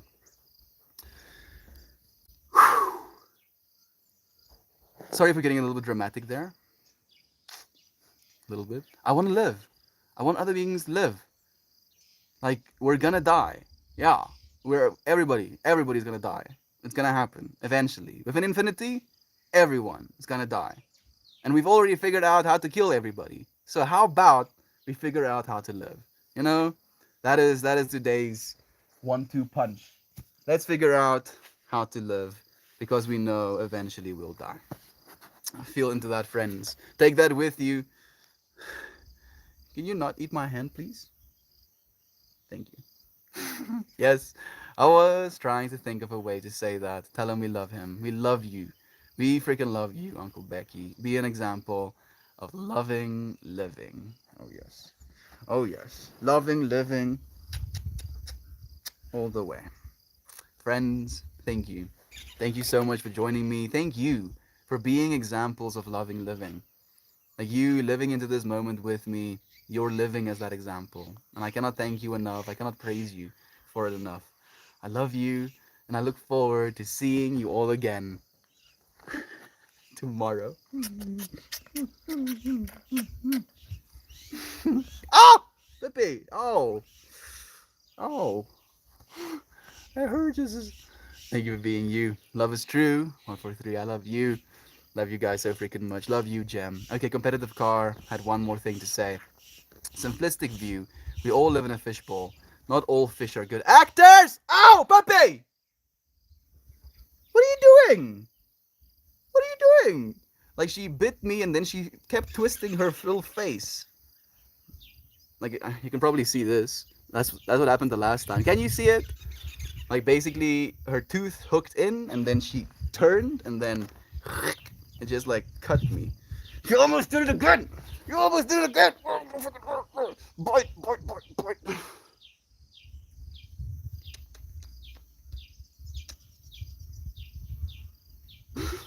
She knows she did something. It's fine. I forgive you. I forgive you. Didn't draw any blood at least.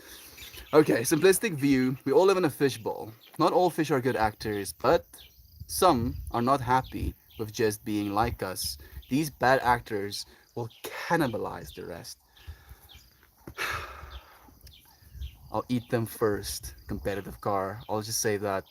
I'll freaking eat them first. I have sharp teeth and I will eat everything to defend what I love. I'll just say that. We can feed the fish and defend against the bad fish at the same time. Yes, defend. Let's defend against the bad fish, not just viscerally eat them. I love you, friends. Thank you for entertaining me with my insanity sometimes. Whoa, whoa, whoa! What are you doing? You falling off? See you again tomorrow, friends. So much love to you. Goodbye, everyone. Goodbye, my friends.